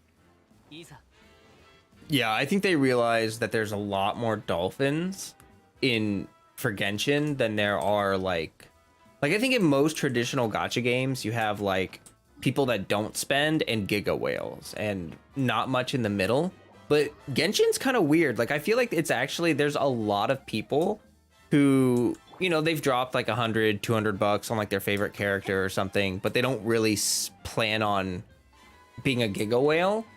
And I think it's easier for Hoyoverse to do like, oh, if I make a really powerful C2, those people that are like dolphins, they'll spend $300 or $400 on their favorite character, but then they won't spend anymore. So we got to like milk it on their favorite character. Right, and this is the concept that I always say is that Hoyoverse never loses money. It's just that it's not if they get the money, it's when they get it. Because eventually people will fork over the money. It's just at which banner for which character. And Hoyoverse, I think, have now truly understood that, like, you know, they're not losing money. They're still gonna get it. People aren't gonna quit. Because I think in the very beginning, like 1.0 to 2.0, they're still worried, like, oh, like, you know, like what if they quit and they leave and then they go, you know, spend on other games. But then now they realize, like, oh no, like as long as we make the right character for them, they will drop the money. It's just whether like we'll just keep trying every single like anime character trope until we get them. Exactly. Eventually, we'll bite. Eventually. Exactly. I think that is their business model, is that they want to create units that appeal to very specific people, and eventually they'll get you. They'll release that one unit that you relate to or something, and it's just gonna, like, I mean, that's what happened with me and Kazuha. You know, I never would have dreamed of C6ing a unit until they came out with Kazuha, and I just felt like he was like my spirit animal. You know what I mean? It was like, how could I not? Yeah. You know? Yeah. Yep. It's like Hoyoverse lived in your wallet in that very moment. Yeah, like I felt personally attacked. You know, it's like they designed this unit for me. Exactly. Damn, that's a scary. Like, I mean, I say scary, but like it's also very nice to have to be able to have a character like that, like you identify with in that manner, right? So it's cool. I actually, I think it's like, yeah, like they're making a ton of money. I think we need to separate the two things. I think some people would say like it's not cool because they're making a lot of money, but like, is it really wrong to design a product that a lot of people like and in turn profit from it? Exactly. I don't think it's wrong. That's something I was thinking about a lot, is that like, if you look back at RPGs, gacha games like Genshin, we'll just use Genshin as an example. They put so much effort into their character design, and if they weren't planning on making a ton of money off these characters, let's be honest, they probably wouldn't be that good. They probably wouldn't be so well written and so well like meticulously designed, because they want to make the bank. Like, these characters are the selling point. Yeah.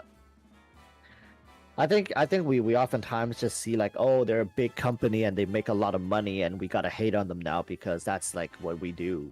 You know, they're like a lot of the criticism. That's what I'm saying. Like, other people say like, oh, if you say anything good about Hoyoverse, you're a white knight, but if you say anything bad, you're a doom poster. It's like, it's just living on two extremes. I think Hoyoverse has been doing, like, although I do think you know, it's kind of scummy how sometimes they manipulate people to get what they want, but like they're making a good product here, and at the end of the day, it's a product that is very difficult for other people to even compete with, which speaks volumes to the quality of it, at the very least. Yeah, true. I mean, there have been a number of companies that are trying to mimic Genshin, and I mean, to this day, they really don't have any strong competition. I know we have Tower of Fantasy. Tower of Fantasy. Yeah, that's coming out on the 10th of August. Oh, really? It's like a 10th? week. I knew it was in pre-registration. I didn't know they had an official launch day. Okay, so the 10th is when it comes out. That's what I saw as well. Huh. Comes out on the 10th. Are you planning on trying it out? Oh yeah, I'm definitely gonna try it out, and I might give my impressions about it. I'll see. Like, if I actually feel like sitting down and making a video and talking about it, then I guess, you know, it's worthwhile. Yeah, I think it's worth talking about. I mean, like, even outside of like if we quit it a week later, if there's enough ruckus made by the game, even if we stop playing it, it could still affect Hoyoverse. You know, I think they're in this stage right now where they really, like you mentioned before, they're so obsessed with quality. I kind of think Hoyoverse feels like no one can compete with them because no one's gonna have that anal retentive nature where they're like, oh, everything's got to be, you know, so perfect, and oh, we gotta have the quality. But not everyone really cares about that. You know, like Tower Fantasy has PvP. It has some like infinite combat modes. And I know that there's a lot of people that's enough, that like they're just that's what they want. So It's cool. I think I'm definitely gonna give it a try, and I think most people would give it a try. But I know for a fact there's no way it's gonna be at Genshin's level. It's just like who's a good example that everybody can understand? Like Ninja, all right? Like at Ninja's peak, there was just a finite number of people that could watch a stream at the same time, and at Ninja's peak, he pretty much capitalized on like 40 or 50%. Like there's no more. It's not like there's an infinite pool of players to tap into. There's just like no more players. So that I think that's like for that reason, I think there's not going to be any more success like Genshin's. yeah, I think like Genshin just has so many things that other game companies are not going to have, like the timing of it and everything. Just the release of Genshin and when it released, and the fact that there really wasn't anything to play at the time. Everyone was so bored. There weren't any new releases. Tower of Fantasy is coming out in August, and I mean, we all know what happens in the fall. We start to get a lot of hype with new releases and new announcements and stuff like that. So I don't know. Well, I guess we'll just have to wait and see if Tower Fantasy can. It's almost like they have to ride off of the success of Genshin. You know, like they're basically using Genshin as their marketing for their game. Yeah, and I think Genshin paved the way for these other games to even be able to drop the amount of money that they do.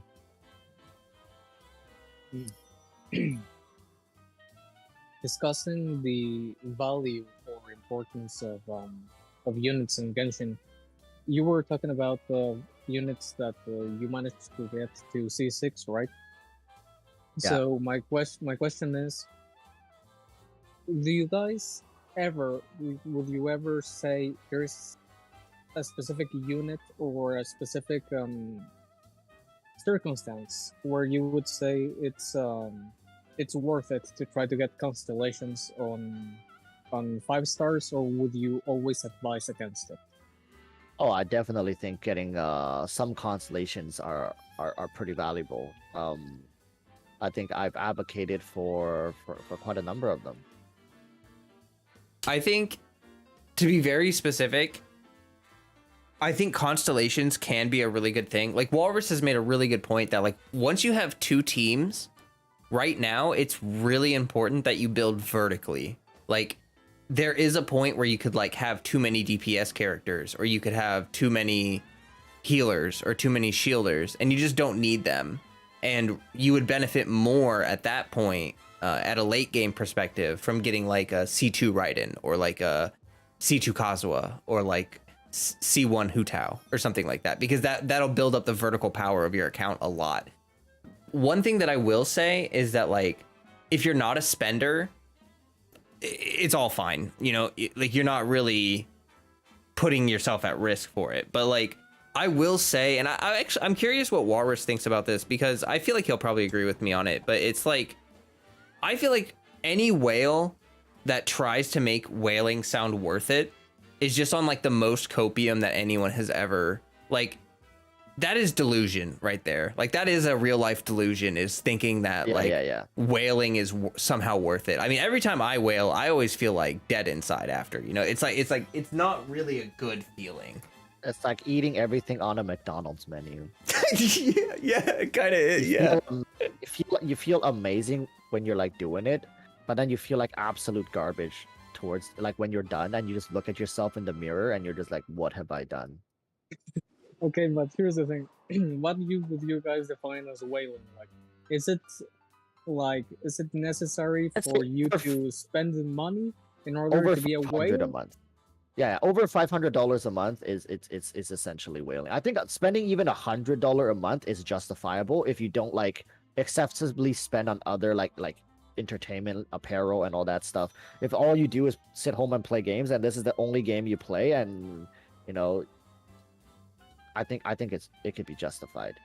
But okay, if you spend $500 a month, that's like in territories like you're spending a little too much, even for like normal entertainment and stuff.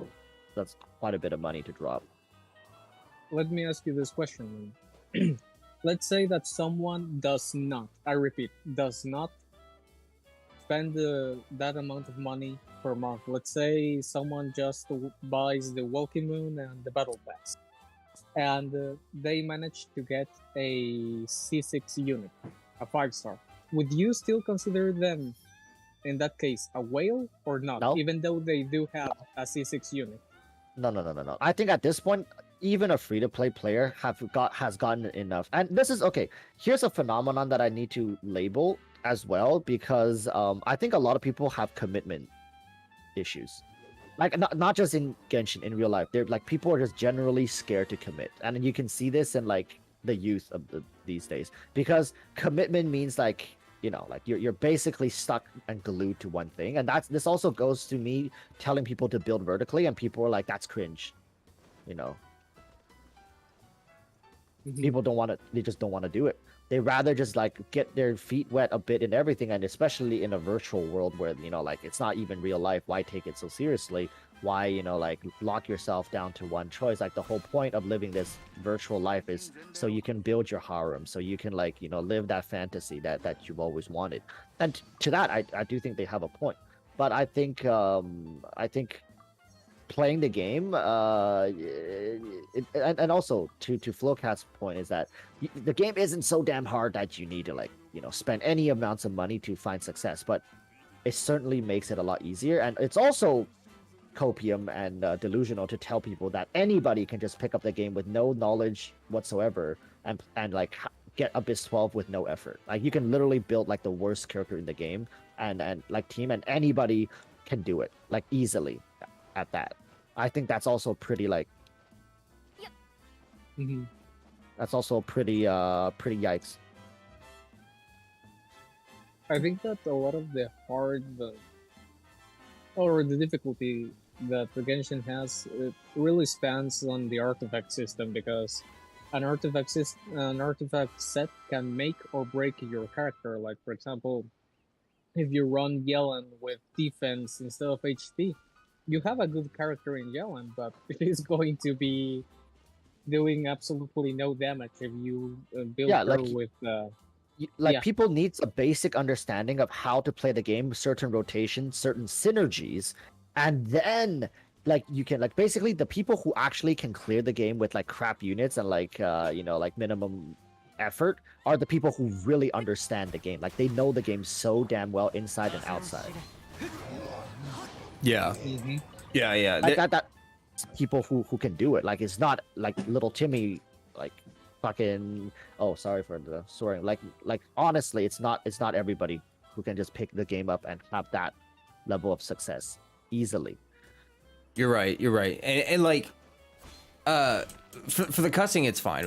We're demonetized on this video, so it's chill. But shit, what was I gonna say? Oh, artifacts, yeah. That's actually one of the things that I appreciate about Genshin is that like even if you wail, like I've actually seen this happen before. Like someone will get into Genshin and they've played other gacha games, and so they have this mindset that like they don't have to play the game. All they have to do is wail as hard as possible, and like legitimately that doesn't work in Genshin. You could get a C6 R5 unit, and if you don't build them properly, they still suck. Like they still will not really perform well at all. And I would be even willing to say that you, with a C6 R5 unit, could struggle to clear Abyss if you don't have like a good artifact set. That's Well, true. That's Don't that's pretty. Sorry, go on, Warren, please. I think for the most part, people under like it's here yet again. It's a commitment issue. You know, it's a commitment issue. It's not farming artifacts is also a commitment issue because like, oh, like I'm spending so much time and like, you know, like resources to get this set. Like, oh, what if it's not good? Like what if I want to build something else later? It's just like all these things of people not sure what they really want, and like they need other people to tell them. Like that's why tier lists work so well. Like don't think, don't care, build this character, he's good. Like that's why there's so much value in this. It's because people are so scared of having any opinions and like I'm doing the wrong thing essentially. Because I think it's also built into other games. Like you could really ruin your account. Genshin is not one of those games, but because of the precedents set up by those other games, people are really scared of like messing up their account. Yeah, I think that's like the reason why theory crafting is so popular in Genshin is because when the game first came out, people were, I think people were more scared of messing up their account on Genshin than they were most other games. But the funny thing being is that like it's actually kind of hard to mess up your account in Genshin. Like Oh yeah. as long as you're willing to put in the effort to grind for artifacts and stuff like that, you can pretty much use any account. But like yeah, that is Just commit to the character you like, truly commit and devote your body and soul to that character, and that character will serve you so well. Like it doesn't matter which character it is. Like you can say like you love Jinyan. Jinyan can serve you very well if you actually put in the time and effort to build her up. right. So, Walrus, you would say that I don't have commitment issues if I like, were to so Basically be like Dante. Like if everybody in Genshin were like Dante, there would be no need for guides, there would be no need for theory crafting because everybody would crush the game. Everybody will. Well, I'm not saying I'm crushing the game. I was just going to say that I am basically committed to Geo and Yeah, but like, trying my best here.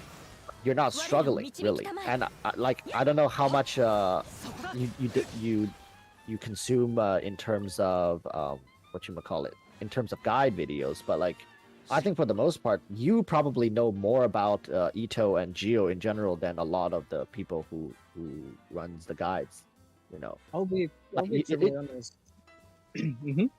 Like you probably know like some weird intricacies that about them that a lot of people just don't know. And you can probably pilot them just a little bit better because of that. In all honesty, I do watch some guide videos, but only for entertainment purposes. Like, I feel like, hey, Cross reference.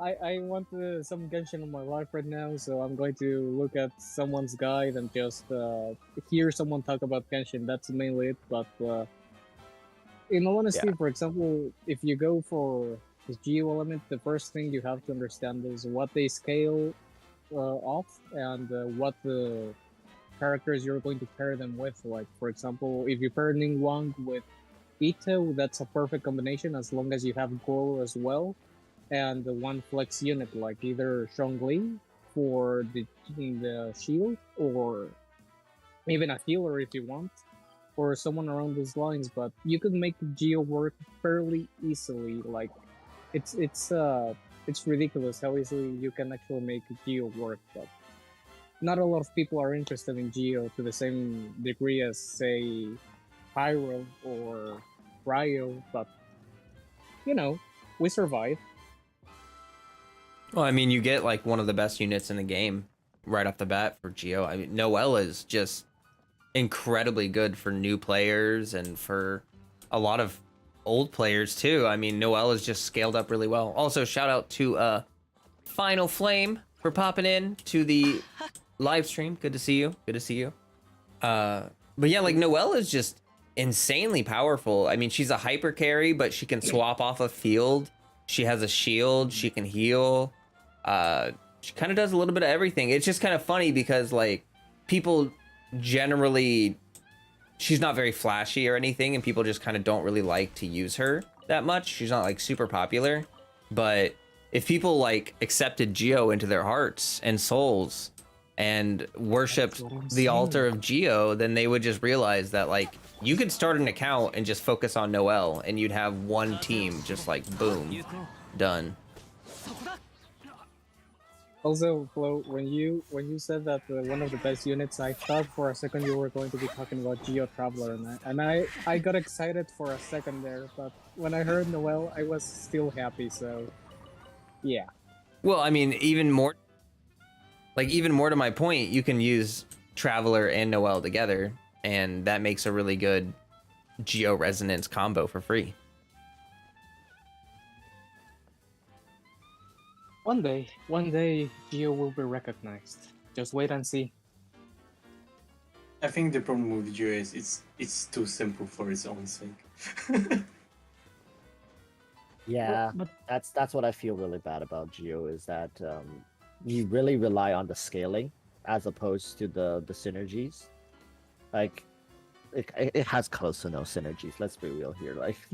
Like you really rely on the character's skill to have synergy. Like Zhongli's shield has great synergy, air quote synergy, with a lot of on-field carries to protect them and stuff. But yeah, it's a shame. It's a design flaw in my honest opinion. It truly is a design flaw in the Geo element that it's so simplistic. you know, Walrus, one day I genuinely would love for you to review my Geo units. Like, I want you to actually take a moment to test them because I would love to see your reaction to what the Geo can do if you invest on them. No, but I played C6. I played a C6R5 Ito before. I played Sanzu. I played it on Sanzu's account. I played it on some other whales account. Like I've actually hopped on a couple accounts here to try C6R5. Like I know how good it gets. Like that's sometimes that's how I'm able to get like footage and talk about these characters in those from that perspective because I played it. Like, and it's so excessive, and like when people got really mad at me for comparing like Ito with Zhao and saying C6 Ito just blows C6 Zhao right out of the water. It's not even close. And people got so upset. People were like, that's because you never played C6 Zhao. It's like, okay, buddy. Okay, but it's not fair for the most part, is what I've noticed. Yeah, C6 characters, they're not all built equally, in my opinion. At least the ease of use is not. Maybe the damage is. But even the damage recently have kind of gone out of whack. Yelan? Yeah, like, come on. Hoyoverse, really? Speaking of which, I think that Matim here, our dear friend, has C6 Yaimiko, correct? So, what are your opinions on Yaimiko as a character at the Constellation 6? Oh, it's like the best thing for overworld of exploration is you just run, put the tourists down on the way, and you just see Mora and XP going towards you. It's like a turret. Like an actual, like, killing machine. Yeah, it's like my team is literally Yaimiko, Zhongli for mining, Yeran for extra speed, and Jin for healing and C2 speed. That's it. Must be nice. I can't relate. You see, Walrus, you just need to wait for C6 Yamiko whenever she reruns.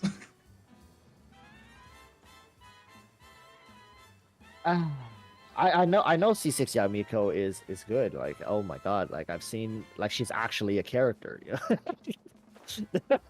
but I don't know. I think right now the best C6 in the game is I don't know if I should say it. Okay, Yelan is probably the best C6 in the game, followed by Ganyu. Like when it comes to transforming a character and like, you know, evolving their playstyle. Because Ganyu's biggest problem is literally that she has to stand still to hold her charge attack, and C6 completely gets rid of that problem for you, which is, you know, which is a godsend for a lot of people. A lot of people would say C6 Zhao is transformative, but not in this current state of the game, you know. I don't think C6 Zhao is as good as it used to be.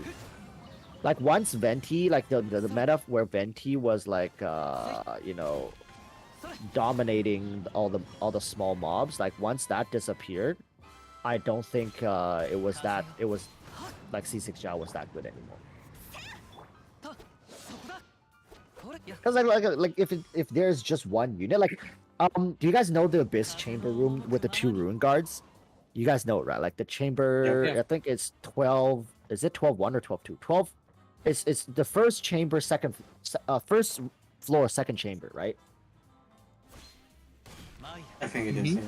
They don't even spawn the damn like Ruin Guards at the same time. They force you to fight one at a time. Why? Like, why not? It's not that difficult, but it's just because like having it at the same time, it's gonna actually be easier for a lot of people to get a better time. So they force you to kill one first, then kill the second one, which is kind of cringe on Hoyoverse's part. Like, why not just let C6 Zhao have their fun? Yeah, or like, why not just have 4 Ruin Guards and split the HP between 2? Yeah, like, I honestly don't understand why they actively make these decisions to make C6 Zhao feel bad. Horus, please check that your forehead does not have any red dots, because I think you're asking too many questions. So just to be sure that you're safe. Alright, let me go check. Wear your tinfoil hat is gonna reflect the laser.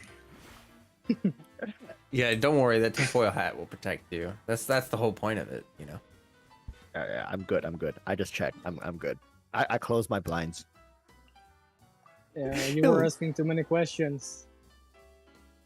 Yeah. That is why I would honestly love for them to like buff or redo some of the character designs, because let's be honest, they've really shifted their focus since the beginning of the game. When Venti, like, come on, Venti C1 people, really?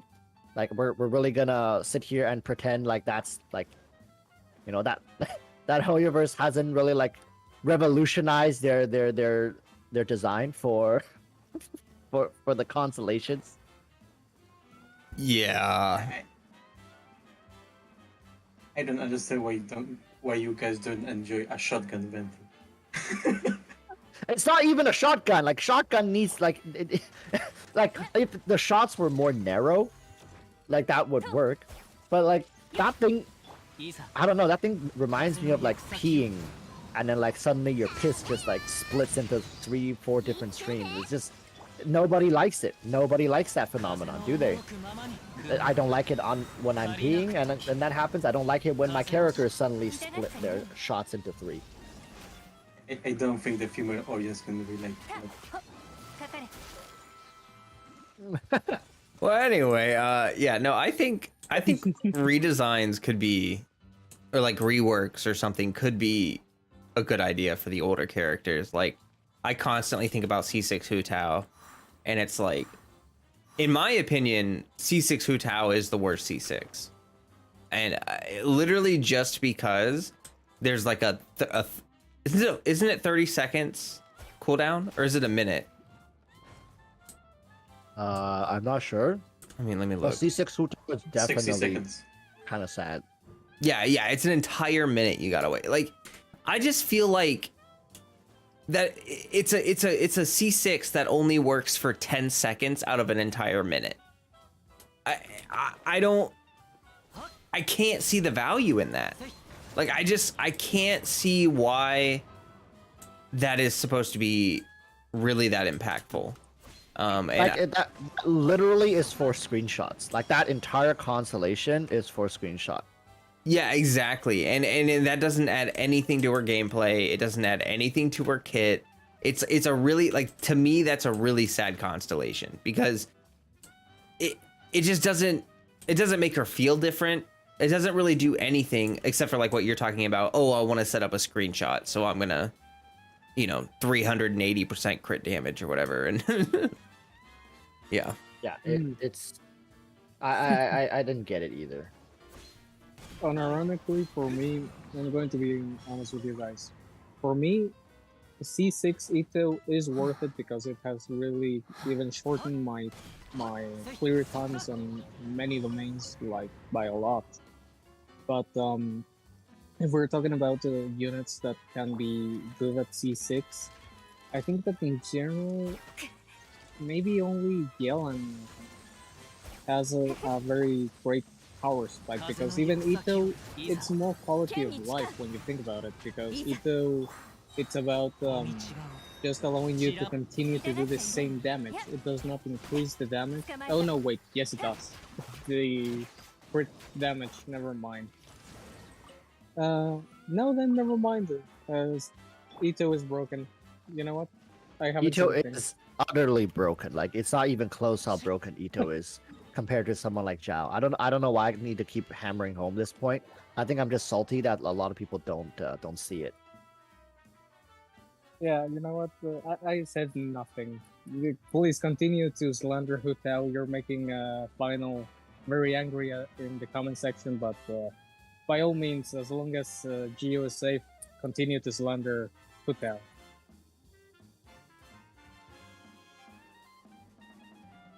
I do think I don't think all C6 has their value. It's just Hu Tao C6 is a little wonky and difficult. It's conditional. I don't like conditional C6s. I don't think once you spend that much money and your like characters that develop, there should be any conditions to activating something. That's why I also don't enjoy Zhao's C6.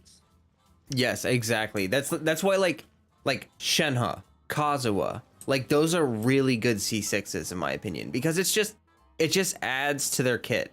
It just makes them better. Like Ito C6 just makes him better. And Ganyu C6. Like there's so many that do work really well. I think the real question is not whether some characters need like constellation reworks or whatever. It's like whether Hoyo is willing to admit that they need them. Or whether Hoyo is willing to drop the money. Yeah. I don't know. I'm sort of stuck. Like, I do think that sometimes they are willing to admit their mistakes, but Hoyoverse does have this kind of like, they don't like to backtrack. Like, they don't like to admit that they did something dumb. And so part of me thinks that maybe they'll just hope that those units don't fall behind, or maybe they'll try to buff them like some other way with like weapons or artifacts instead of trying to rework the constellations.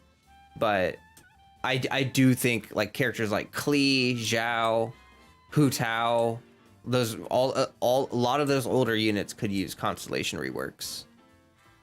Yep. But then again, we get back to the same point that they cannot really do changes to characters they have already sold. Well, they can change them if it's considered a buff.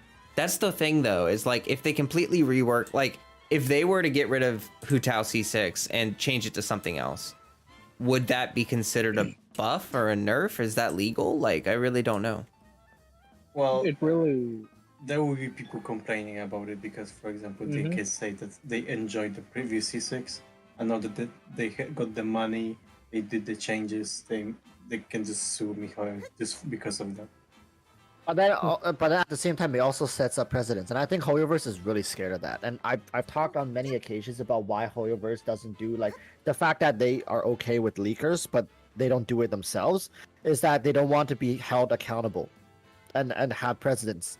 So they rather like not do anything and have it just be as is, because they don't want to buff like Hu Tao, and then I don't know, like Zhao Main starts like crying and be like, "Oh my god, you gave it to Hu Tao," and then vice versa as well. Like you do it for Zhao, then the Hu Tao mains are gonna probably like, "What? Why can't we get a change?" Oh, it's like once they start, it'll never They can't stop. stop. Yeah, like Yeah. even if the game were like nearly perfectly balanced, there would be some character that is slightly behind, and that would And then they'll non-stop ask for it. It'll just never stop. and they have to keep developing these new units. So I'm kind of guessing that they're afraid that they'd get stuck reworking units. They wouldn't be able to keep releasing new ones.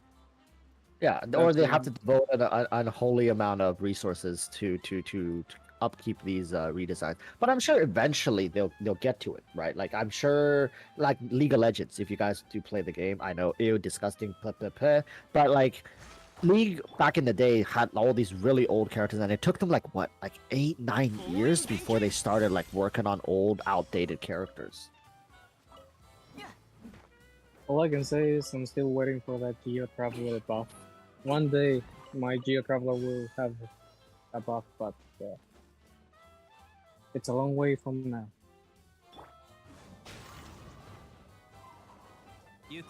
I can already tell you this is not going to happen. Because by the time we finish the Ava chapter, Trevor will be completely a new unit. Let me have hope, Matten. I already triple crowned my Geo Traveler and I gave him the Primordial Jade Cutter. I need the buff. Do you understand me? I need the buff. No, it's Miko is gonna pull off. I have power of 7 elements, so I'm just gonna put them all together. It's just gonna be random bullshit go. Not like people aren't already doing that. You know, actually, this is completely random, but like, I was convinced that there was going to be later on like abyssal units and celestial units, and we're gonna have like, you know, light and dark kind of things. But according to the teaser, they said adding Genshin's 7th and final element. Like they said that specifically. Yeah, no more elements. That's what I was. Yeah. Yeah, and so how's everyone feel about that? I mean, I'm actually a little disappointed. Yeah, I'm a little disappointed. I kind of was hoping that we would get like celestial, like Dainsleif, for instance. Does that mean Dainsleif is never going to be playable? Because he does not use elements. Like, according to the lore and everything that we've seen, he uses like abyssal power. And Dainsleif will be the element of surprise. I think I've heard that one before. For some reason, when I see Dainsleif, it screams Hydro to me. Like they're going to make him a Hydro character somehow. I don't know, but when I see Dainsleif, I see Hydro. I think what the to be fair, I haven't heard that phrase. I haven't watched all of the teasers fully, so what they may possibly mean is that we get the final element of Teyvat. Mm, you think they're The trying to way be they sneaky? Yes. I don't know, the way they say that it made me think the final element of the game, like not referring to the lore, but referring to the technical side of the game, but maybe that's me just trying to not hope. Because at the moment we just have the units with elements, but later on they can also implement that we have different type of units, as like they're categorized.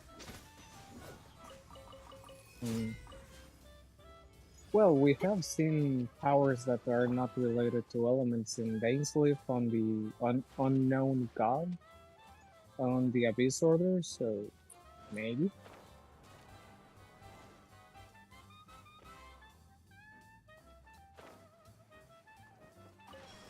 Don't know.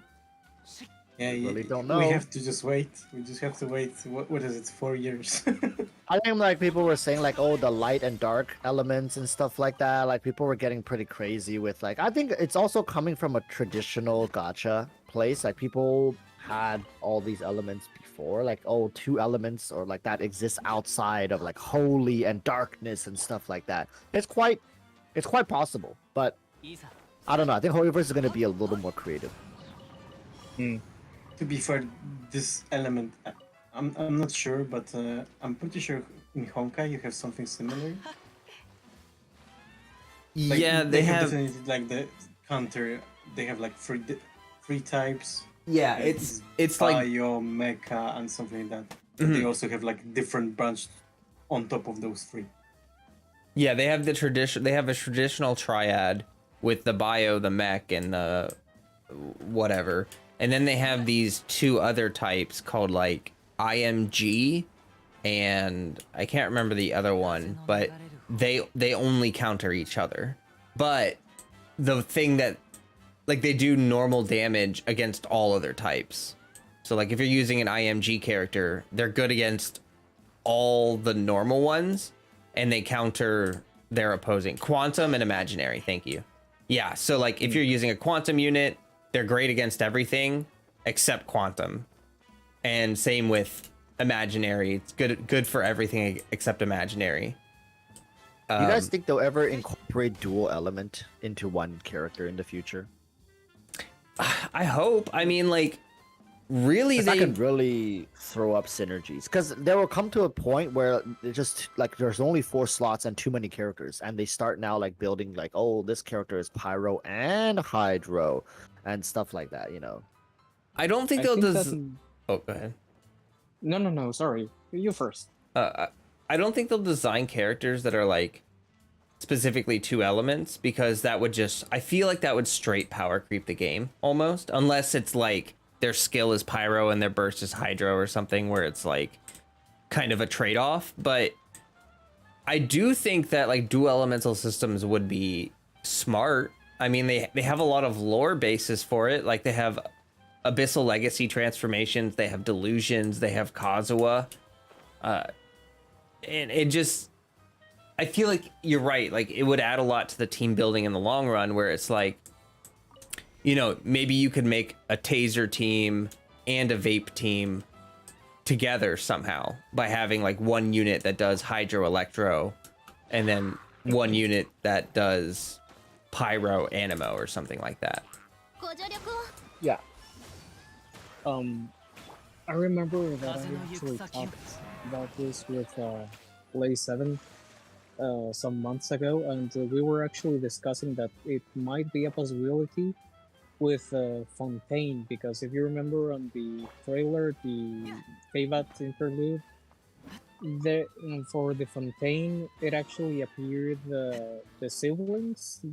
They were twins, a guy and a girl, and they were together. So we were speculating that perhaps both have visions and they work as a single unit, that you can interact with both of them. So for example, for the skill you use a certain element, and for the burst you use the other element, but the scaling would have to be balanced for that character, so they wouldn't power creep. Like, they can react amongst themselves, but you will have to balance the numbers so that they do like standard damage or DPS damage or stuff like that, but not to the point of breaking the game. So I could see it being a feature way into the future, but it would be like something that it has a lot of work still to be done, I think.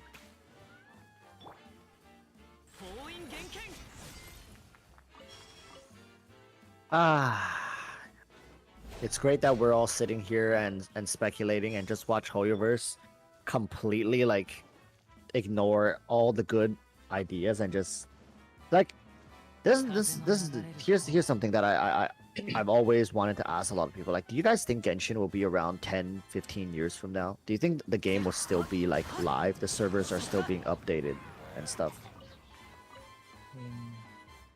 10 Like, this is years? This is an honest question, because like, how long do you guys see this going for? Like, they'll continue just spinning new stories, because Genshin is a different kind of IP from, let's say, I don't know if you guys are familiar with a game called like One Piece Treasure Cruise, like anime games. They have like Bleach, Brave Souls and stuff. They actually have like story, like legitimate. Like, they are stories, right? Like they're written in manga form. They have their animes and stuff. Like, those games have like been known. Like, I think Bleach Brave Soul has it been 10 years, or and it's still just like it's gonna keep going. And same with the One Piece Treasure Cruise. It's just gonna keep going until like the show inevitably ends. And like, but Genshin doesn't have that luxury, right? Genshin cannot just rely on its story and just and hype, because One Piece hype, Bleach hype, it's always there. But like, Genshin hype, how long do you guys see it staying around for? Like, once Celestia is all done, the stories, like our initial stories done, are you gonna stay around for, let's say, oh my god, but behind Celestia there was more? Like, okay. I think they already set out for it to be there is more after Teyvat, just because we were basically locked into Teyvat from the start of the game. And we are travelers. We truly are like traveling different worlds. What if they go to a different world? You leave behind the world of Teyvat. I honestly think that might be the case. That once we finish the Teyvat chapter with Kanya and presumably Celestia, we might just move on to another world.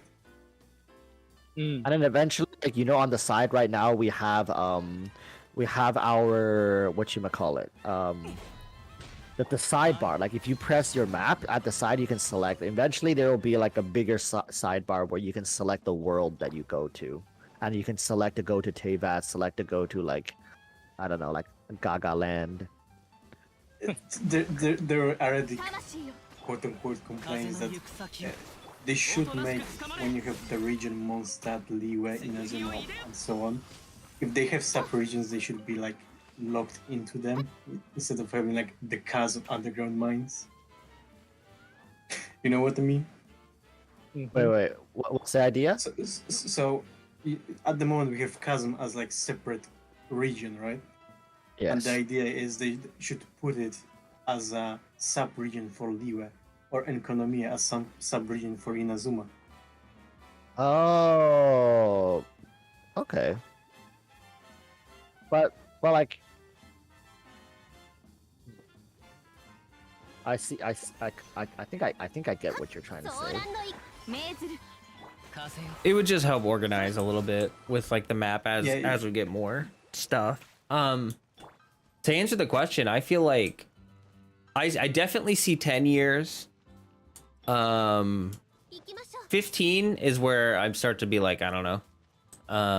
Because it really just depends on, like, I feel like they have a very specific storyline for Teyvat and Conria and everything all planned out and really well done. I don't know what their plans are for after that. Like, I know we're gonna, like, they have the Teyvat stuff, and then they have the whole like Conria question mark chapter thing. After that, I'm kind of torn between thinking they have a conclusive ending to the story already written and they're going to end the story and then just like run a bunch of limited events and build up like game modes and stuff like that. I'm torn between that and like what you guys are talking about, where it's like, oh, well, what we'll do is after Conria, we'll leave Teyvat and we'll enter some other kind of universe where there's like a different world that we interact with or something. Just so I say why I'm thinking that specifically is because just look at Honkai coming up Star Rail, and presumably all of those games we've been playing, going to play, they're all actually connected within each other. Yeah, they're trying to build the Hoyoverse. Yeah, the Hoyoverse. Yeah, that's why they did the entire rebranding. So you like, I think then the real reason why they don't want to do collabs is because they're eventually just gonna collab with themselves. Like that's what they're planning to do. They're just gonna collab with themselves. I mean, they already did it in Honkai, right?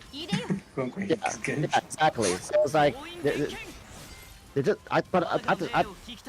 at a point, I feel like it's just they're thinking too highly of themselves. I think they're getting like in that way, like yeah, sure, they say like, oh, it's because we want to keep the integrity of the story and not like mess with the continuity. But I think at some point it's just like arrogance, being like, oh, like we're good enough to not need to work with other people, and we just because let's be honest, it's a video game. At the end, it serves like the players' fantasies, and it's like a service. It's a product. And what's the like? Why act so high and mighty to say like? I know they don't. They're not saying they don't need to collab, but just the fact that they can collab with themselves, but at the same time they don't do it with other people unless it's monetary like driven. It just Network. yeah, it just feels kind of bad. Yeah. They must know how exciting it is for people to, like see different worlds collide and like characters interacting, but they actively choose not to do it because I don't know, is it ego? Is it like for their own ambitions? I don't know. Well, I'm going to direct you to Aloy, and that should tell you a lot about their policy when it comes to collabs. Yeah, I know. It's unfortunate that we've come to this point where, like Hoyoverse is so big, like we can't tell them like what to do at all. Like they basically can do whatever the hell they want, and we're just here for the ride. In a certain way, I think we always were for the ride, and we never actually had that much of a voice to begin with. Like, I don't know. I feel like they were just humoring us a bit, but not anymore. It's kind of like this is kind of really kind of like a relationship. Like in the beginning, like they treated you so well, they made you feel loved, they made you feel like you were worth something, and then like as time goes on, you just like I'm describing a toxic relationship. It's like, Right. But as time go on, you start to realize like, wait a minute, maybe it wasn't all peaches and rose, and they didn't love me as much as I thought they did. They wined and dined you first, but then they no longer wanted to see you ever again. That's basically what happened. Yeah, but they still want your money though. In this case, you can leave, but be nice if you once in a while send some money their way. Yo, I gotta turn on my oven and heat up some food, so I will be right back. Yeah. Okay. Do you know how it feels, Warruss? It almost feels like the way you were saying, like, we should treat Genshin like a side game, like, you said it like a side chick, right? But all along, we never knew that Hoyoverse was treating us as the side chick, so... Yeah, we like surprised. We were the side chick all along. Yeah, that's what happened, I think. Yeah, like I mean, it's fine. I get my 15-20 minutes of content every day, and I actually, to be honest, I don't think I am even capable of committing more than that. Because I tried playing Lost Ark. I'm sure a lot of you guys know, and it's just at this point when I'm at my age. And with my schedule, it's just difficult to commit. And I'm sure a lot of like working adults and people like in their mid-30s with like a 5-year-old in their life as well. Like, look at Hoyoverse. Like that's literally them. I bet all of them have like a 5-6-year-old at home, and they're all like struggling to find the time in their day to just enjoy themselves. Mm-hmm. And I think in many ways, Genshin was designed for those kind of people. And as somebody who kind of lives that lifestyle now, it's like minus the kid, but I can see it. Like the more I play, the more I enjoy the game. Like I mean, not enjoy, but like the more that I've played the game, the more that I come to realize that wait a minute, Like, this actually works. Like, by design, by Hoyoverse's design, it actually works. Yes, but if you think about it, if you follow that pattern or lifestyle, by definition, you will never be able to fully experience everything the game has to offer to you because you have so little time that you can never actually, for example, experience the teapot or experience X, Y, or C game mode, which at the end also limits the amount of primogems that you have, which in turn forces you not to be free to play, but to be a spender. Yeah, yeah, and itself, I think that's how Mhm. Hoyoverse incentivizes these, and these people are totally fine spending, let's say, $100-$200 a month. Because let's be honest, if you just want to get the base level of everything, spending like $100-$200 a month plus 15 minutes a day, you can get everything in the game. Like not C6 or 5, but you can get everything just with $100-something plus the freebie stuff. Like you can't get all the gems, but like, and you're not forced to play the game and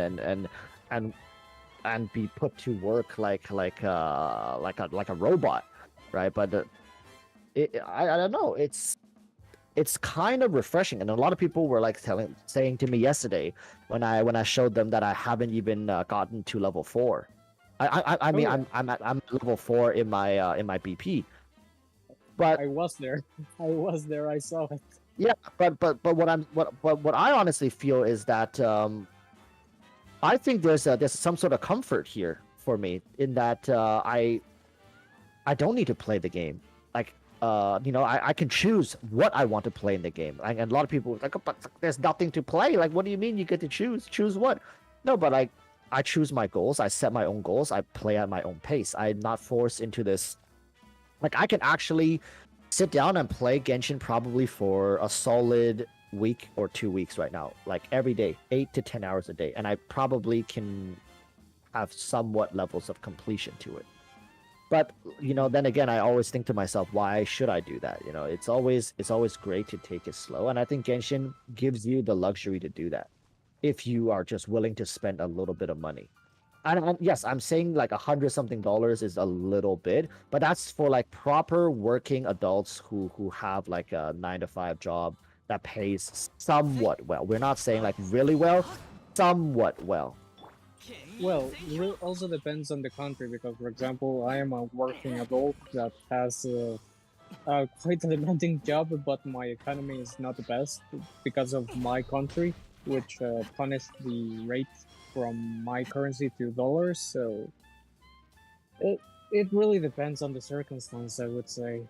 And I do think that it's unfair to say that for me to live in like Canada, right, and stuff to say $100 a month is acceptable. I know in very many areas it's not acceptable, but then again, right, if we think about this from a business, I'm not trying to discriminate, but if we think about this from a business perspective, when Hoyoverse design a product that they want to monetize, does it not make sense that they want to target, people and nations who are like areas in the world where they are able to drop, like $100 a month? To them, it's like acceptable. It's an acceptable amount of money to spend on a game. That's why they will monetize and build around that people of that from that economy structure. Right. No, yeah, I don't feel that that's discriminating in any way because at the end of the day, you said it perfectly. It's about business, and business always goes to the more lucrative side, and I understand that. I have no problem with that.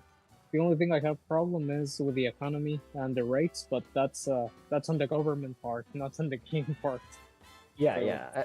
And like setting like a minimum wage, like China's minimum wage is actually like, I believe last time I checked, it was like in major cities, it was like $1,200, I think, or so. I don't even know if there is a legitimate legal minimum wage. Like, and even if there is, it's like an air quote like legal. You know what I mean? Like, we don't need to spell it out for everybody, but but yeah, like $1,200, $1,500 to $1,500 is to be expected if you have like a somewhat decent job. But you know, even then, I struggle to see how people of that stature can afford to drop $100, $200. That's like 20% of your paycheck. Oh my god, like 20 to like 15-20% of your paycheck. Like that's not reasonable for one game. To give you an idea. Oh, go ahead. Sorry. Please I'll just finishing up because what was I about to say? I was saying like but like there's a lot of people in China who make like $3,000-$4,000 a month as well. Like, and those are like your blue collar jobs, tech jobs, stuff like that in China. They can get you a lot more money. Like even like in some cases even way more than that as well. To give you an idea, in my country, the minimum wage would be translated to $390. That's the minimum wage here, translated to dollars. We don't even break to the 500. Yeah, it's kind of disheartening for me to hear that because I know that's just, you know, that's just circumstances, right? Like that you guys are in that circumstance not by choice, and it's just the economy. That's just But I didn't.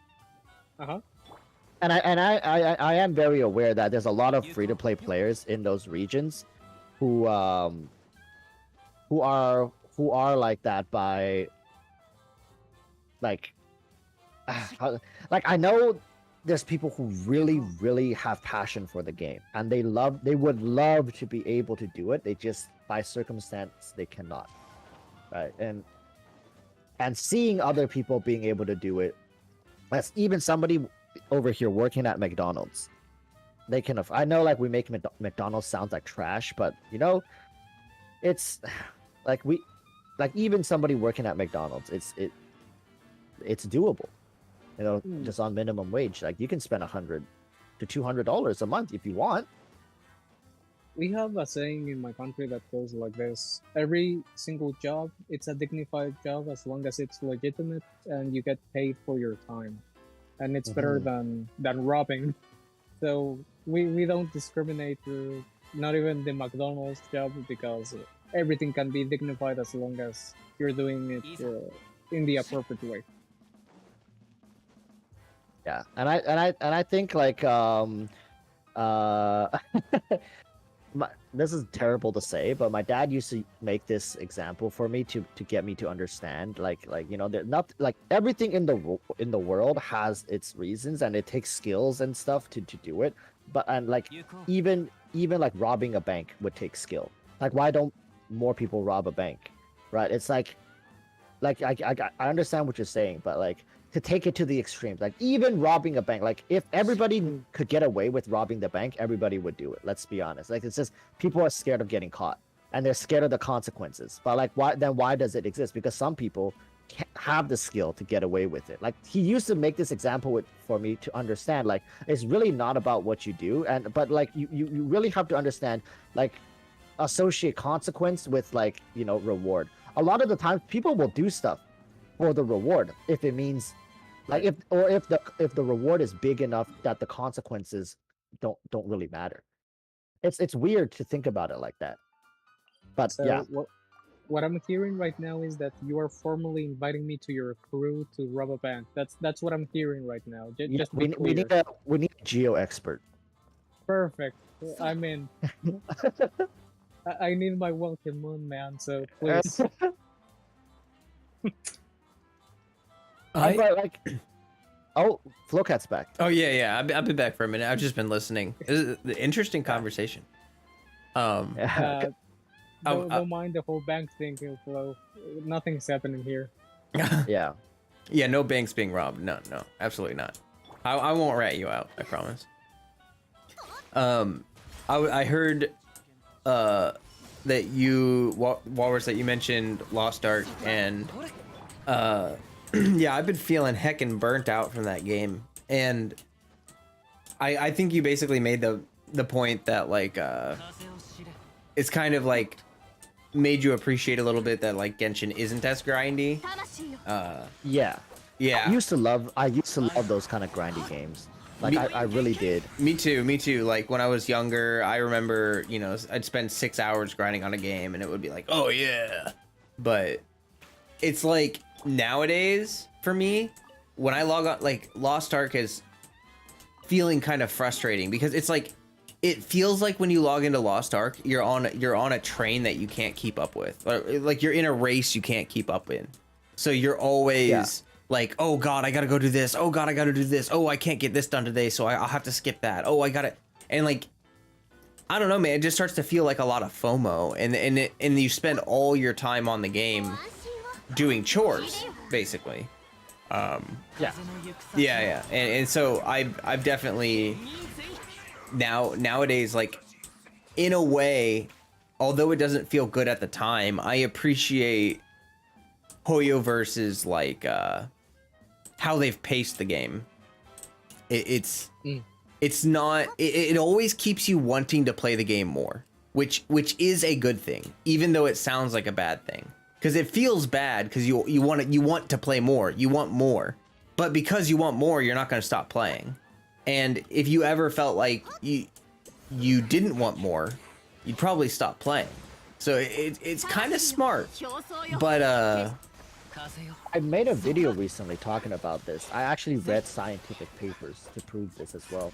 Oh wow. Is that the Hoyoverse is employing like this psychological thing to, like, they're artificially preventing you from burning out. They are like taking, like, the reason the artifact system is designed the way it is, the game itself is designed the way it is, it's actually to prevent burnout. But they know if they let you do it yourself, you're gonna burn out. 100% they know you're gonna burn out. But so they've taken measures to prevent that. Yeah, and honestly, I have really bad impulse control, and so like, it's kind of good for me, like, in a way. Like, if like, for instance, if we had unlimited resin, I know a lot of people say like you could just farm when you want to farm and you wouldn't be like time gated with it and stuff. But for me, the game will die. Like, the game will die in like 2 months. It'll be dead. Yeah, because I'm one of those people where I would just be like, oh, okay, I'm just gonna farm artifacts for like 5 hours, and then you know, I would do that for 3 weeks, and then every character would be like, as you know, maxed out as they could be, and I would be burnt out as heck. And as much as I would like to say that I'm like mature enough to not burn myself out on a game, I mean, I just played 1,400 hours of Lost Ark and burnt myself out on that game. So I like anybody who can sit here and say that Genshin will be a much better game if everything else unchanged and they just remove the resin system are like, they have no idea like how I don't want to say this to make like to degrade these people, but like they're just so clueless as to how, you know, how our, like, just the human brain would work. It's all about dopamine. Like, these kind of games, especially gacha games, they target your dopamine senses. And I'm not trying to label myself as an expert, but reading those papers, like seeing what these scientists have been testing and seeing, and seeing these results, which are just, it's quite mind-bending to be honest. Quite an experience. Is that, you know, oftentimes we are our worst enemies. I'm sure a lot of people can agree with that. Like, we are actually our worst enemies in many cases. And I'm not saying Hoyoverse has our best interests at heart. Of course, they're here to make money, but it's just, there's a situation right now that it benefits both Hoyoverse and the players, is that they will limit the exposure you have to Genshin. Some people say it's also because of, you know, regulations in China, and that is also true. There are laws put in place for minors, not like fully grown adults, but for minors to limit their game time. And you know, for a game like Genshin, which could be seen targeted towards, you know, minors, as in China, working adults aren't supposed to be playing video games as per the government's outdated way of thinking. But for a game that could be picked up by minors, it has to follow these regulations. And in many ways, people use that as a scapegoat, right? Like, or a scapegoat. Be like, oh, you know, it's mandated by law, but it also just happened to serve a purpose of making sure that people don't burn out from the game. So it's actually a win-win situation. People don't know it though. People just feel like Hoyoverse is controlling them and forcing them to stop playing, but in of itself, it's saving the game and saving the people's experience. Yeah, it's like there's that saying where it's like you think you want it, but you don't. Yeah, exactly. But if you tell that to people, they'll like look at you in the face and tell you, no, I want it. I really do want it, but they don't know they don't want it. That's the frustrating thing. If you know, you know. If you don't know, well, you're gonna think other people are stupid. It's basically like the saying goes: "Be careful what you wish for, because it might come true." Yeah, it's weird. It's weird, and I like a lot of people. Like I've talked about this in the past. Is I was never able to formulate it. Like I was never able to say it with so much clarity and certainty until I read the papers and the studies. So I was always dancing around the topic and kind of like missing the point here and there, and people were like disagreeing, be like, "Oh, that's just you. Like, speak for yourself. I would love for there to be no resin, and I would love to be able to do this. I would play the game even more for longer. I would play this game for 20 years. I would drop like $5,000 a month for it if they did that." Like some of these people are just so delusional, or like they have so little self-control.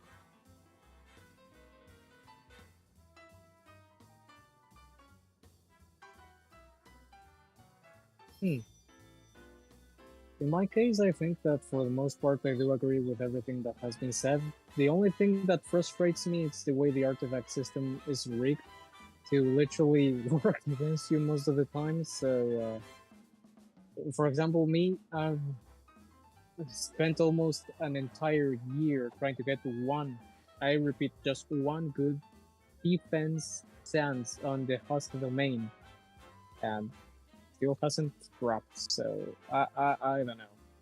It's a 50-50 for me on many things, but I do understand that you shouldn't be getting everything you want at the very beginning, because it would simply be detrimental on the long run. I was gonna ask, one thing I've been thinking about is that like maybe they're planning on adding more rerolling systems and stuff later on, but like maybe part of the reason why they don't want to do that right now is because they don't want people who are playing right now to get so far ahead of everyone that starts later on that like it feels hopeless, for new players. Wouldn't that like not matter as much because they don't force you to compete? Like right now, if I wanted to even get access to information of other people, I have to first add them as a friend, and then like I can see, right? Or I need to know their UID. That is incredibly like difficult to actually getting that information. You would have to know the person, and UID is a very sensitive thing in Genshin, I guess, to most people. So they wouldn't just show it off. So you would really have to know the person. So I guess it would make sense among friends who are playing. Let's say you invite somebody to play with you after you've been playing for 5 years, and then they're like, "Oh my god, you're so ahead." But in many ways, then the friend is able to help them, right? Like if you invited your friend to come, you would help them grind artifacts. You would help them out here and there. Yeah, that's true. That would actually benefit. That's true. There's really no competitive nature to it. So yeah, that's kind of like the thing where it's like, I don't know.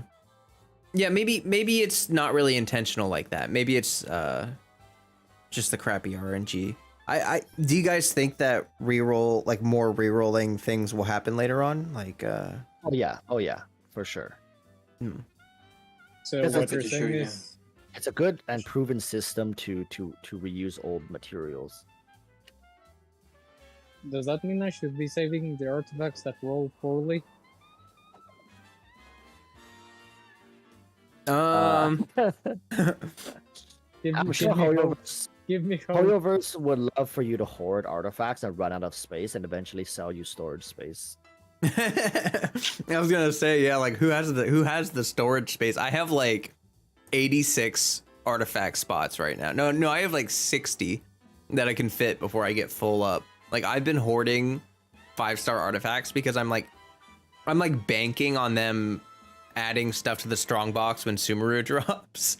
So Yeah, I mean, it's almost. I don't know. I see them selling us storage space in the next like 2-3 years. Within the next 2-3 years, they're gonna start like, oh, we've noticed that players are saying they're running low on storage space. At Hoyoverse, we've tried many ways to expand storage, but it just doesn't seem to work on our on our end. So, if you want extra storage space, we have decided to open up new blah blah blah to increase capacity at the cheap price of $19.99 per slot. I was gonna say, or worse, they raise the price of the Welkin Moon and just make it part of the Welkin Moon. Oh, $9.99 per month, and now if you get the Welcome Moon, you get an additional 2,500 storage space per section. Yeah, exactly. That's Paimon actually genius. That's genius. Ivan thinks it's about time to roll the credit card. That's what's happening right now. Yeah, I actually, Flowcat, that is insanely smart. That's most likely what they're gonna do. They're gonna make the Welkin so much more valuable, and increase the price. Yeah, and it's not a one-time purchase. It's something people would have to pay for continuously. I'm pretty sure they cannot do this just because when you finish the domain, right, and you go over the limit, it doesn't put the limit on whatever you got. They'll just lets you get over. They'll just black out the items. You can't use them. You can't sell them. You can't use them as fodder. You can't do anything with them. Those slots are just permanently locked until you buy the thing again and you can access them again. Or what if I it? think he's a little bit late for that. I don't know. Or what if it like it let you just can't get new artifacts until you do something with them. It just literally No, like you're like your other artifacts. You can use the other artifacts, like the ones that are in your other storage, and then you can still continue using your storage like normal. oh, it's gonna be just- like a separate storage. Yeah, like if you want to access the rest of this, like the extra 2,500 slots, then you need to get the Welkin again. And then like after you make room, you get the Welkin, you can move it around maybe, maybe not, but like yeah, I think it's gonna be separate. It's a separate storage, and this is gonna get locked once your thing times out. So like, cause think about it, you actually see the timer. It's your fault if you didn't use them before if you were like not gonna top up next month, you should have just taken care of all this stuff in the storage, which like it's the same for food, it's the same for all the other stuff. You got to like make sure everything's taken care of before you choose not to top up anymore, which just adds to the incentive of getting you to top up again, because it's too much trouble. Once you get 2,500 slots and you got to like reorganize 2,500 slots worth of items and stuff, like are you really going to, right? You're probably just gonna keep buy it. Oh yeah. And I just got another really good idea, is that like if they bumped it up to like $15.99 or like $19.99, they could also make it so that your resin refreshes like a minute faster. Instead of God. It's like 7 minutes, and then you get like 40 extra on your resin cap. Yeah. Dawei is in here taking notes right now. Yeah. Dude. Walrus, for my very humble, almost low spender account, I genuinely beg that your ideas never come to fruition. Like, seriously. I'm hearing you guys and I'm getting anxious just from hearing you and your ideas. Like it really, like, and Flowcat, memes aside, I'm sure Hoyoverse have thought about that. Like there's no way anyone can convince me they've never sat down and thought about it. Like but why do you think they haven't integrated something like that? Do you think even to them it sounds too scummy? Like it's too much? I think it's literally just because they want the Welkin Moon to be as cheap as possible. It's like the Welkin Moon is like in Diablo Immortal they had like the 80-cent pack or something that gives you like absolutely nothing, but like 800% value. It's like it's that where it's like it's the first purchase that you're willing to make. And I mean I think most people that even hate whaling would say that like, yeah, the Welkin's worth getting. Like if you play long term, it's worth getting. And that What about premium welcome moons? oh god. You get the super premium welcome. Yeah, like the premium welcomes, the ones that like, why don't they add a secondary welcome moon? To be fair, this is gonna sound stupid, but as we go on, I could see them doing that because like imagine once we have like 30 skins and you can only buy them with Genesis crystals, they could add a second welcome moon that gives you Primo gems and Genesis crystals every day. And it's gonna cost you like what, a lot of money? $20? Yeah, 10-15 bucks or something, but it would give you like the amount of Genesis crystals for like 2-3 skins. So you would Imagine a day that comes when there's like 6 different subscriptions in Genshin, and like if you want to play the game fully optimally, you need all 6. And it totals up to be like $100 a month. Oh god. I'm just going to ask this once. Why do you guys hate me so much? Like, have I done something to anger you? Is it because I talk too much? Hey, but you know what? If there's a super premium welcome, that means that there's going to be super premium welcome giveaways, Dante. Yeah, Yes. the problem is that my RNG in real life is not as good as in the gacha. Dante, So- here's a question for you. If they dropped like a really cool Ito skin, I'm talking like really cool, like just close your eyes and think like your dream Ito skin, and like with new particle effects, new animation, he has a buff physique now, and like Right. whatever it is you want, and it costs like $150. Would you do it? Here's the thing.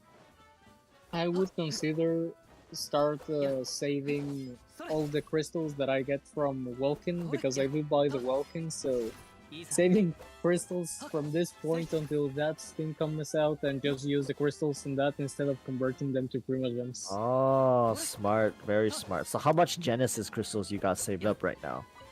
0. I always convert them to Primogems because I was so desperate to be able to get C6 Ito? yeah, which I did with a low spender account, but the price that I paid, well, now you know. Now I know. Damn. I'm just curious. Didn't you have Primo gems left over from that wishing session? Here's the thing, I never actually lived Primogems. I always turned them into Build pity. into wishes. No. Never built pity. Wishes. So instead of having them on Primogem currency, I have them on wish currency. He just has a bunch of wishes. Yeah, but didn't you Right now? didn't you have some wishes left over? I don't think we used them all. Yeah, I have from the Ito one, I have 65 wishes. I got Castlecock, and I was left with 15 wishes. And I've been saving, and right now I have once again 60 wishes. Right now in my page, I have 60 wishes. So my plan is I'm going to be saving up until either Shenhua reruns, the Staff of Homa, or a Ganyu Constellation. And if there's a new Geo character, then by all means, but I'm on saving mode right now. I mean, looking at all the teased Sumeru characters, I don't think there was a single one that was Geo. I know, and that hurts me. They don't have reactions. Why would they do Geo characters? Because they won't react anyways. Yeah, I think that's why we got so many well- Geo characters, like in Inazuma, is because we're not gonna get any for a little while. Do you think Zhongli shields are gonna reduce Dendro resistance? Probably yes. Really? Do you think they're actually gonna go in and change that? I think it's already implemented, because if you think about it, the information says that it reduces the resistance of everything, so that includes... It What- decreases elemental resistance, so it will automatically decrease Sumeru and Sumeru Tundra resistance. What's gonna be funny is they actually go in and change the text, and they put an effort to change the text to say excluding Dendro, but they don't they don't let it happen. Well, if that were the case, then Zhongli would be the only character I think that could be paired in any sort of Dendro teams. Because as Dendro first comes out, there's gonna be very little like ways to get resistance on it. I guess like Viridescence would also work too, wouldn't it? Would Viridescence No, work? it No, does not. because you can't swirl. Because you can't swirl Yep. Dendro. Damn. Never mind. So then, yeah, Zhongli is like the only one that could reduce Dendro resistance. Like who else can? Right. Here's a question for you, Walrus.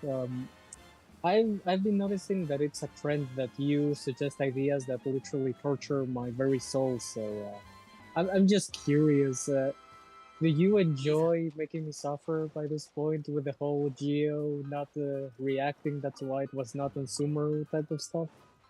You know, this is how I feel. I am a man who is in pursuit of the truth, and sometimes Dante, the truth really hurts.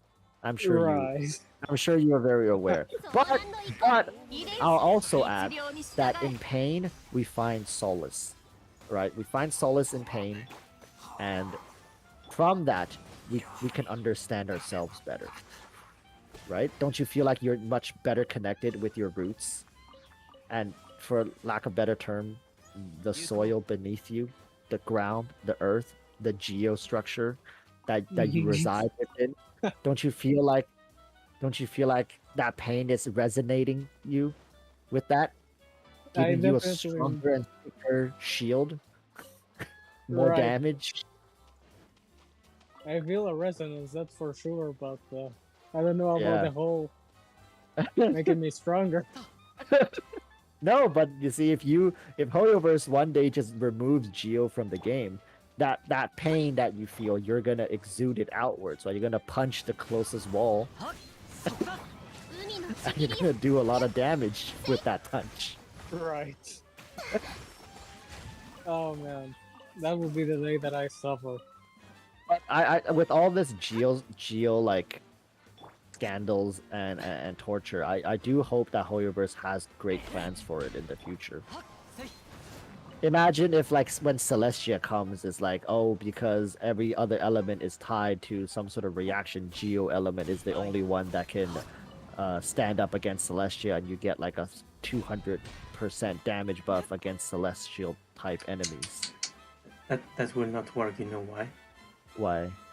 Because Zongri represents contracts, and he has contract with Celestia too. That's The true. hope has been stripped from me even before it started.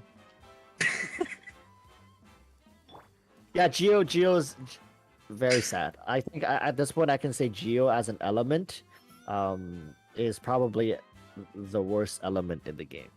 I do think it needs a buff. But Geo, when it comes to damage, like, don't get me wrong, when it comes to an element and how exciting it is, it's pretty bad. But Geo has one of the better resonances, and it has really good damage thresholds. Right? No, yeah, actually, Ito is very competitive. Yeah, it's just that it has very boring reactions. In fact, this is one reaction. I can't even say reactions plural. It's just one. It just has a boring reaction. And it's very underutilized because of its inability to add value and reliability. It's not very reliable, right? You can't, like, who can sit here and confidently say, I feel safe when I have a crystallized shield over me? You don't feel safe. You actually, I feel even more stressed because I don't know when it's gonna break. Well, except for Kazuha mains that have so much elemental mastery that the shield actually has more than 100% but you see- absorption. Yeah, but the thing is, you see, when you have a lot of elemental mastery, you're usually running an element that doesn't react with Geo. So you end up not running that in a Geo team anyways.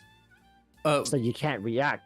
The way Crystallize works with elemental mastery, it's the unit that triggers the Crystallize reaction is that's the unit that the elemental mastery is used from that unit. So like if Albedo triggers a Crystallize, it's Albedo's elemental mastery.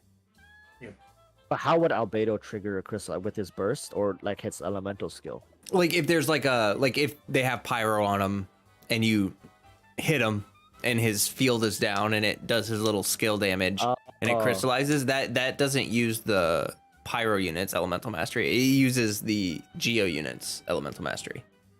So I guess you could just go crazy with Albedo when it comes to elemental mastery, and then somehow rely on his crystallized shield. That is a build. I actually have heard of that. That some people have built elemental mastery albedo. Mm. Wait, wouldn't be Zhongli's burst be unique because he actually applies Geo before you have to apply other elements?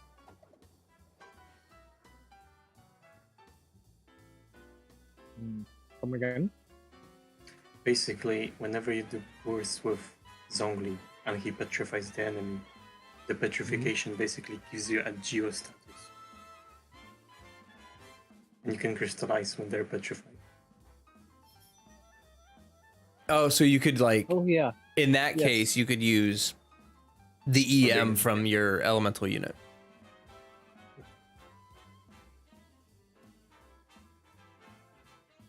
I didn't know that. That's actually kind of cool. But if you have C2 Zhongli, why would you need that crystallized shield? Exactly. Ah.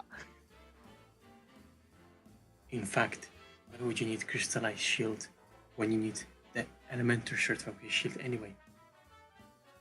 Yeah, I feel bad for like people who wanted a cool Geo reaction. I've actually been hearing people say that Cryo doesn't even have any reactions with Dendro, and I really hope that's just temporary.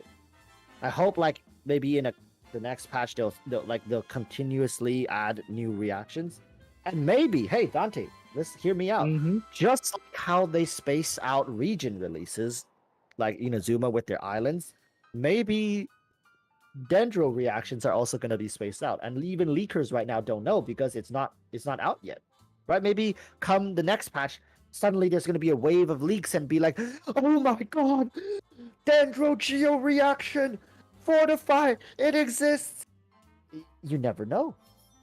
It very well could happen, Dante. Keep dreaming. Well, if they do that, I'm getting the Dendro Archon, but only if they do that. You hear that, Assuming- Hoyoverse? That's an easy $100 right there.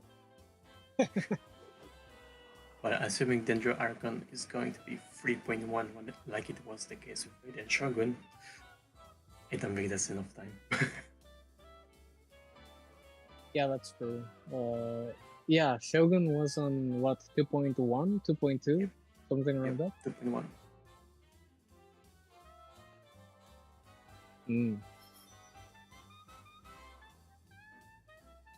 All right, let me ask you guys a question.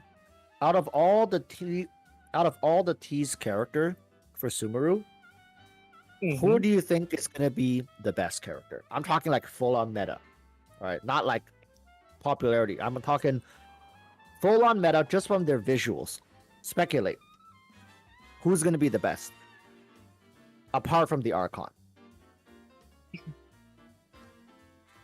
I would like to say Dea, but in all honesty, I'm seeing I'll Haytham to be one of the most competitive units by the way he's built and the vibes that he's giving. So I would go with that. You mean the want to guy? say- The Dendro, Yeah. the Dendro dude? Yeah, not Taimari, but Al Haytham, the other one, Mm-mm-mm. the one with gray hair, I think. Yeah. Yeah, I wanted to say Nailu, just because of the fact that she is the quirky person out of the cast. Like, she's different than everybody else.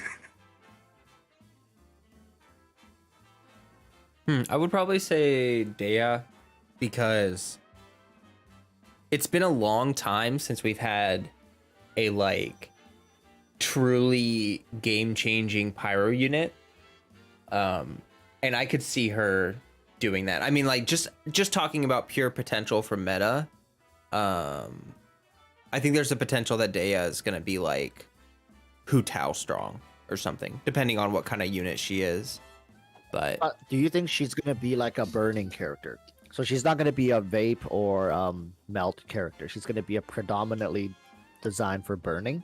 maybe I'm not sure. Like I was kind of stuck between like I feel like either she's gonna be a pyro DPS because like pyro DPS, or she's gonna be because like we don't have really many units at all that do a lot of off-field pyro application other than like Zhongling. And if they made a 5-star unit that was like a pyro sub DPS, like Pyro Zin Cho kind of thing, that would actually be insanely useful. Like that would be really good. So maybe something like that too, because that fast pyro application would be really, really good. You're saying that character might be spending most of her time away from the field, and we don't get to look at her? Maybe. I don't know. Man, do you hear all those people crying? Yeah, I know. Everyone wants to main their favorite unit. Mm-hmm. Well, we have Final here on the chat that he's been very, very excited about Veya. So, what would happen if Deya turns out to be sub DPS that's not on field, but instead, like a Walrus said, kind of like Shangling off field? What would happen then?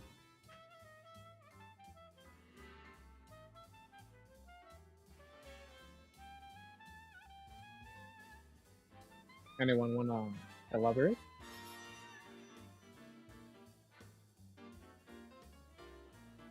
Silence. Well, you asking yeah, like what? Was, you asking me I what was it asking you.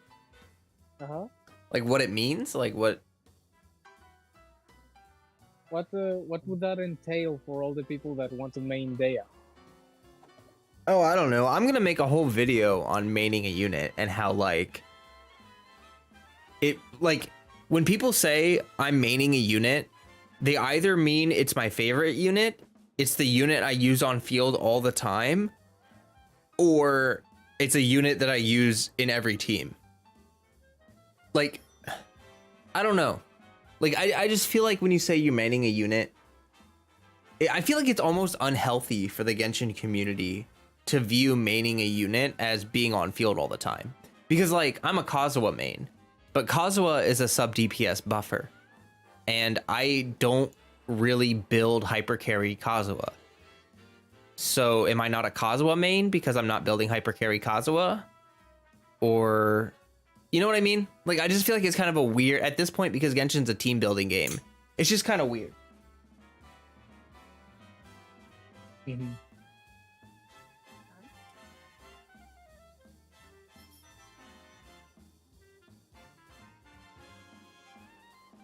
No one's got any thoughts on that?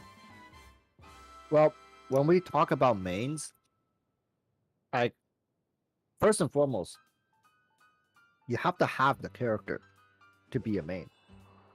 But I swear, Senora From the- mains. from the last senior main. Oh, but this is the thing, right? I think most people just want to worship. Like, we're talking like it doesn't even matter like, whether the character is meta or not. It would benefit them greatly if it were meta, because then they can just flex damage. That's like the easiest way for people to kind of feel like they're being inclusive, or like they're being competitive with their main discussions. It's like, oh, my Hu Tao does more damage than your Yoimiya, therefore I'm better. And I think a lot of the times people are also trend chasers. It's like, oh, this character is so popular, so therefore I'm going to main this character. I think there's honestly, there's not that many people who actually loves a character the way that we would think you should be loving a character when you air quote main them, right? Because for the most part, I think people are just chasing a trend, and they're just like, they got lucky on a banner and like, I am now a Hu Tao main, stuff like that. It's Yeah. like, oh my god, this must be a sign. I got 2 Hu Taos in like 20 or 30 pulls. I have to main her now. She's my best character. I'm a Hu Tao main. Or like not by choice. Yeah, like a great term. Like they're not maining them because they want to. It's just that's a card they were dealt with. That's their strongest character, and they're just gonna play it. Yeah, that makes sense. I mean, like, I feel like you're right. Like, a lot of it is bandwagon, because I mean, all you have to do is look at like when a character gets drip marketed, and all the people who are already maining that unit apparently, and like they're not even in the game yet, kind of thing. And it's like, yeah, it really is kind of a bandwagon thing. Like, I find it kind of rare actually to find people who main a unit because they relate really heavily to that unit or like genuinely love the character's like kit or personality. Like, most of the time that really, I feel like that mostly happens just with like super late game players, like people that have been around for a really long time. Like, they've kind of used a lot of the different units, so they have really just settled on their favorite. But yeah. Okay, that brings me to ask a question, Flo. Where does that put me on your perspective? Because if you recall my account, I have Geo Traveler as a triple crown unit that has 81 crit rate to 192 crit damage, and I use them regularly for Overworld, for Abyss, and I also got Ito at C6. So I use Traveler because I like it. I use Ito because I like it. But for once, I built a character that I simply liked in Traveler, and I got a unit that I really loved in Ito, but that also was meta in my point of view. So where does that make me stand on this whole discussion?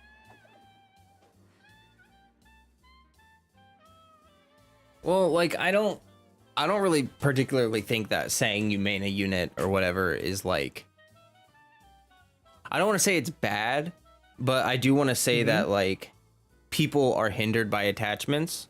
So like someone may say like, oh, this is my favorite unit in the whole game, and maybe it is, but maybe they just feel obligated to like that unit because they did in the past or something. Like, I don't know.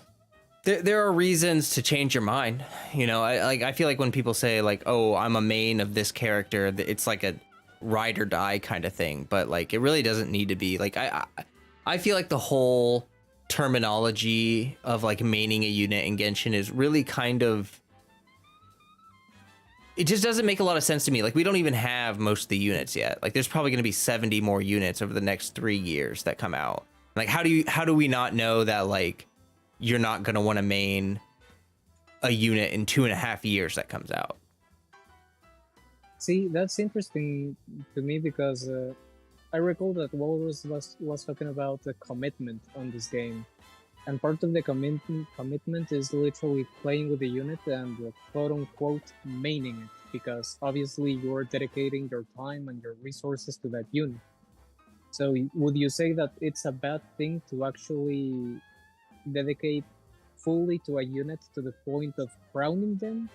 And should you probably not do it? Or how should you go about it? No, I'm not. I'm literally like, I'm not making any recommendations to action. I'm just saying that it is a hindrance to become overly attached to the idea that like okay, I'm gonna give an example. There's people that are like Chongyun or Xinchu mains, and like those units are utility support units, like sub DPS units. They are not main DPS units.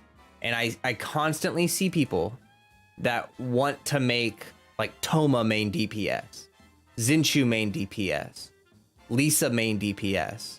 You know, like these characters that are not meant to be main DPSs. And like, if that's really what you want to do, sure, fine. Like, follow your dreams. I really don't give a shit. It's just like, I think it's unhealthy for those people to limit their gaming potential based on the idea that they think that to show that they love this unit, they have to use them as an on-field main DPS, which is just silly to me. Like, that is, I don't understand why that makes why that makes a difference. You guys want to hear a very unpopular opinion of mine? Do it. I think a lot of people who do that with like very unpopular characters are just doing it for the attention. Like, for example, they themselves don't actually like or like it that much to play Chongyun main, to be a Chongyun main. But they know the fact that they'll say that, the fact that they can say that to in like a Discord community or like to other people will actually be like, oh wow, that's actually impressive. So like, you know, can I see your Chongyun? And then they like open their account, like they take screenshots of their like really buffed out Chongyun that they triple crowned, and they get a sense of accomplishment. Whereas if you were like a Hu Tao main, nobody gives a shit. Nobody would care. Like Hu Tao main, cool, okay. Right? It was the same like Enviosity is a great example. I'm not saying he did it for the attention, but part of Enviosity's brand was that he was a free-to-play player and he would complete challenges with characters that are just given to you by the game. That was his appeal. That's his like branding to a certain degree. Like people always watched his content and his abyss clears because he was doing it with free-to-play characters with like at times undergeared free-to-play characters. That was a spectacle, and that was something people respected. And that kickstarted a trend where people would play these characters that are like 4 stars or that are like not so popular, but they do it because it gets them more internet clout and brownie points whenever they can bring it up in a conversation. That's my unpopular opinion. And they don't actually like the character that much.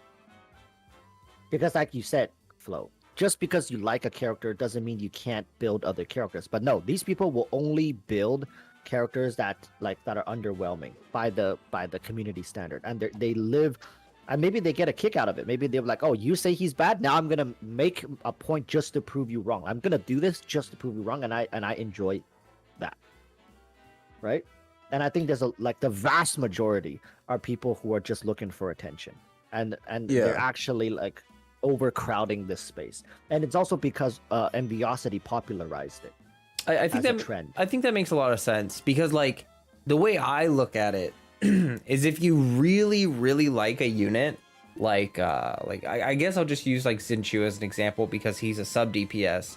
I don't think that he's designed at all to be on field. Like I just don't think using Xinchu on field is like good. And I feel like if you really like him as a unit and as a character, you would actually want to build into his role. Like that's the kind of character he is. He sits in the back reading a book while other people fight, and he's already cast his skills, so they do the fighting for him. And like that makes sense. That fits his character. It doesn't make sense for him to be on field at all. Like that, he wouldn't fight like that, like from a lore basis.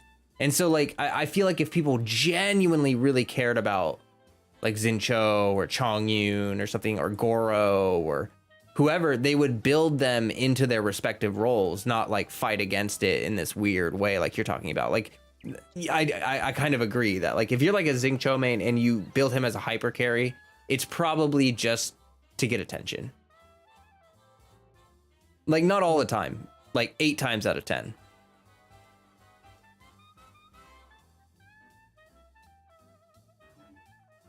Yep, that's my unpopular opinion. I don't think I can ever make a video about it because people are just gonna, you know, I know a lot of the people are just in straight denial when it comes to a lot of the things they do. Because I know that because at one point I was in straight denial when I was their age. And I don't know, like, do you guys feel teenagers hate it when you can get inside their head, or like when you say something right, they will do something absurd just to try and prove that you are wrong, even though if you got it spot on. Like teenagers hate having people like understand what they're thinking, because their whole spiel is like, oh, you don't know what I'm going through. Like I'm having this very personalized experience that nobody else understands. So it's just like, it's this, it just feeds into this whole like, oh, I'm doing this in the like my own way. I'm trying to be as unique as possible, because they're going through a phase where they don't want to fit with the norm. They're in their rebellious stage. So when people say Hu Tao is a great main DPS, and they're gonna be like, well, guess I'm not playing Hu Tao because that's too much of a normie pick. I need to pick something that's like unique and different and fits my style and like really accentuates my personality amongst a sea of like other pleblings and normies and you know sheeps.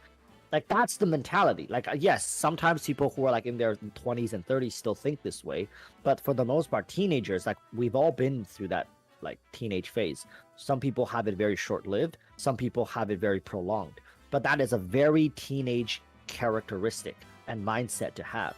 And I think a ton of these people are just teenagers who are doing it to be different, to get recognition. I honestly do believe that, because if you just read some of the comments, not just my comments, like everyone's Genshin comment section, you will quickly realize it's predominantly children, and it's predominantly children who want to be a part of, something different, who want to be like recognized. Right. Because if how many Xingqiu Chongyun mains that hyper carry him don't talk about it? Like, how many of them just quietly do it in the background? Exactly. Probably not actually too many of them. Yeah. It's really I feel like, teenagers, young people often have a really flimsy sense of identity. And so I feel like they just take choices like that way too seriously. I don't even think anyone really cares. If you want to hyper carry Chongyun, whatever, dude. Get a Shenhe, get a Kokomi, get a Kazuha, and just go for it. Have fun. I don't care. No, I don't think anyone really cares. It's just when people try to make a big point about it and a big stink about it, and then they act unreasonable. If someone's maining Xingqiu or something, and then someone's like, well, why don't you just try I don't know, doing something different? And they're like, oh, if they start freaking out, then you know that they're just doing it for attention. You know what I mean? Oh yeah, it's like what was that thing? These people, they I know they don't mean harm. All they want is for people to praise them. They probably saw Enviosity getting a lot of attention and praise, and they're like, oh man, I wish I had that. I could probably do that, and I wish people would praise me. It comes from a place of wanting to be respected, wanting to be loved, but at times you just see you see the other really bad side of teenagers is that they're impulsive, and their hormones are just raging, and they get very upset. Let's say if you have somebody who's let's just pick somebody who's on your screen right now, a Chongyun, yeah, let's just go Chongyun, a Chongyun mate, and you say well, Chongyun's really not that good of a character, and then those are the people who leave in a tier list video, be actually, I think Chongyun should be A tier because X, Y, and Z, and if you actually played him, you would know that, right? They would at every opportunity they choose to confront and be hostile, because they're okay, I have the knowledge and information, but they don't realize that they are extremely biased in that situation because of their isolated experience. They are now, speaking from the perspective of Chongyun, as opposed to from a third-party perspective looking at Chongyun, if that makes any sense, because they main them so much. And these people are the people who have a problem disassociating themselves from their main, and they are so attached to them that, let's say, Chongyun, let's be realistic, is probably a B tier character, and these people would argue oh no, Chongyun is A tier. And they will wrestle and tussle with you to death on that point. But this is the thing with arguing with these people, is that they'll drag you down to their level, and then they'll beat you with experience. That's basically how it is. You never argue with them, because you're never gonna beat them. They don't play by the same rules as normal people do. Yeah, well, they're ready to die on that hill. Oh yeah. They're willing. Again, if they weren't doing it for attention, they probably just leave well enough alone. But yeah. I mean, so dangerous. Yeah, this is a very dangerous topic to go really deep into, because then we get into the human psyche, and then it leaves the Genshin space. But that's my very unpopular opinion. But some people will agree, some people will heavily disagree. People actually believe that these people are die-hard fans for these characters. But I don't believe it. I don't. Yeah. Well, I've got to finish making dinner preparation, and we've been going for about 3.5 hours. Dante, Mateen, do you guys have anything else you'd like to bring up, talk about in the podcast? I'm gonna BRB real fast, but you guys can continue chatting for a few minutes. I think we can probably wrap up soon-ish. If chat has any thoughts or questions for us, feel free to start popping those in. Yeah, I actually have to get going, so thank you all for the podcast, and I will see you on the next one. No, thanks for being here, Mateen. We appreciate you. Yeah, I just wanted to tell you guys that you should probably check right now that there is no one outside with pitchforks, because after that conversation about the whole main thing, you probably angered a lot of people, so... This is why I love being able to talk about this stuff, like when I haven't really, like, imagine Twanto coming out and saying this. Holy shit. Like, that is gonna be a whole, like, drama and a half. The fact that we can sit here and even talk about this and having the freedom to not worry about repercussions, it speaks volumes to our, creative freedom right now. I like this. Yeah, and I'm always happy to be able to talk with you guys about different topics. It's a privilege, in all honesty, so thank you always for having me here. Same. So I guess we'll just head out. So Flowcat, you can do your outro and and then go make food. Yeah, absolutely. Thanks you guys for being here, and it's kind of funny to me that it's so rare to see conversations like this about Genshin on YouTube. You'll never hear it. Like on anybody, like with any respectable size, you'll never hear them talking about this. It's just asking for problems and trouble and to get canceled and lose viewership and have people at your throat. Why would they do that? Yeah, they'll never do it. Yeah, but hey, at least we're building a community where I've been reading up on. We can say this. Yeah, I've been reading up on chat, and people are engaged. People, they have their own opinions, but they're not like screaming at us in chat, like, so. Yeah, it's because you've attracted a relative mature audience, and they understand it. And even if they don't agree, they can say like, okay, that's your opinion. It's okay to have an opinion, right? It's fine, but for the vast majority of the Genshin community, they don't believe that. So, yeah, unfortunate.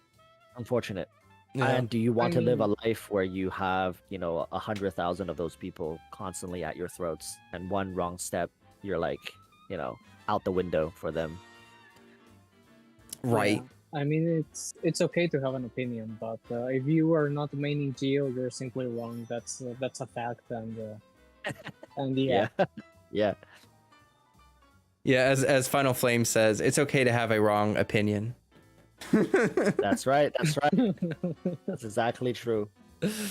All right. All I'm going to say is convert to Geo, my children. The time is still upon you, so you still have time. I think that quite the opposite. Inazuma was the time to be a Geo main. As we get to Sumeru, the ship has already sailed. Walrus, let them join. What banner are they gonna wish on? We'll figure that out. Don't worry about the details. Just think about the broader perspective. Come on, guys. Thinking about the only Geo character right now that has any value in Sumeru will be Zhongli. Like, I can't think of another Geo character. So maybe they'll bring back Zhongli at least, right? Like, because that's the only character that, if his Jade Shield works, that is. And it'll be very temporary as well. That's the only character I can think of. Like, they won't bring back anyone else because it just doesn't make any sense. It doesn't fit the framework. Yeah, I mean, of Dendro. Maybe like a Ningguang as like a burst DPS, but yeah. But like as a burst DPS, they nothing can service that. Nobody can service her except for Zhongli. Yeah, like you might be able to do like some weird Dendro comp with like one Dendro and double Geo, but that probably wouldn't work Oh, it wouldn't work Yeah, too like well. you just have better options. That's the problem, right? Like a lot of things can work, but there will be better options for sure. There will be better options, and I think the only option right now, temporarily, until a better one comes along, which I think it will, is that Zhongli can reduce enemy resistance, and without viridescence, you can't reduce resistances of enemies. So if you have any pure Dendro characters that need to do more damage while also need protection, well, guess what? Zhongli's your only bet. And on top of that, Zhongli can shred resistance for Dendro resistance. So, hey, and he doesn't ruin your reactions. Think about it like that. His pillar, which is very annoying in many situations, that continuously pulse Geo. It doesn't matter. It actually doesn't matter. It won't ruin your reaction. Yeah, that's actually a really good point. I didn't think about it like that. But yeah, no, it won't clear the Dendro off, so it won't interfere. Yeah, you can just do your Zhongli thing, apply Dendro, and then bam, hit them with the element of your choice. And on top of that, you have the Zhongli shield. He's actually the only Geo character, and he's pretty perfect for like a introduction to Geo. Yeah, it makes sense. All I can say is build Geo Traveler. Give some love to the Geo boy. Come on. Jesus. All right. Oh my goodness, Dante. If you should start a YouTube channel and make that video. I would love to mingle among the comment section in that video. Oh my god, you're asking for trouble. You're wishing trouble upon me. That's what's happening right now. Anyways, Fullcat, we'll let you do your outro. I'm gonna head out here. Bye. See you, Walrus. Have a wonderful day, everyone. See you, Dante. All right. Just me, huh? Let me go ahead and do a thing. If you're still hanging out, thank you so much for being here. Drop a like on the stream if you don't mind. It helps me out. Good stuffs. Yeah, I love seeing you guys chatting here in the chat while we do these podcasts. I know that I'm not as active in reading the chat, but you know how it is. We're all engaged in the conversation together. And yeah, thanks everyone so much for being here. Appreciate you. Discord link pinned in the chat if you'd like to join. And let's see, Hero just joined in. Anyone that's joining in late, the VOD will be up. It'll be on my channel, so you're more than welcome to rewind or go find it on my channel and watch from the beginning. It was a great podcast, lots of interesting conversations, lots of really interesting stuff to talk about, with Subaru coming up and everything. Good stuff. I'm starving. I am so hungry. I cooked dinner while we were doing this podcast. I was so hungry. So I'm gonna go eat my cooked dinner. And yeah, I will be back Tuesday with another stream. My video editor, for those of you that didn't hear or don't know, my video editor is not going to be editing videos in the near future. Some stuff happened, personal stuff happened, and they need some time to deal with that stuff. So videos may be slow going for a little bit here. I'm gonna have to start editing my own videos again, and I haven't edited a video in like 6 months. So yeah. All right. Well, anyway, thanks everybody, and as always, stay healthy, stay hydrated. Peace.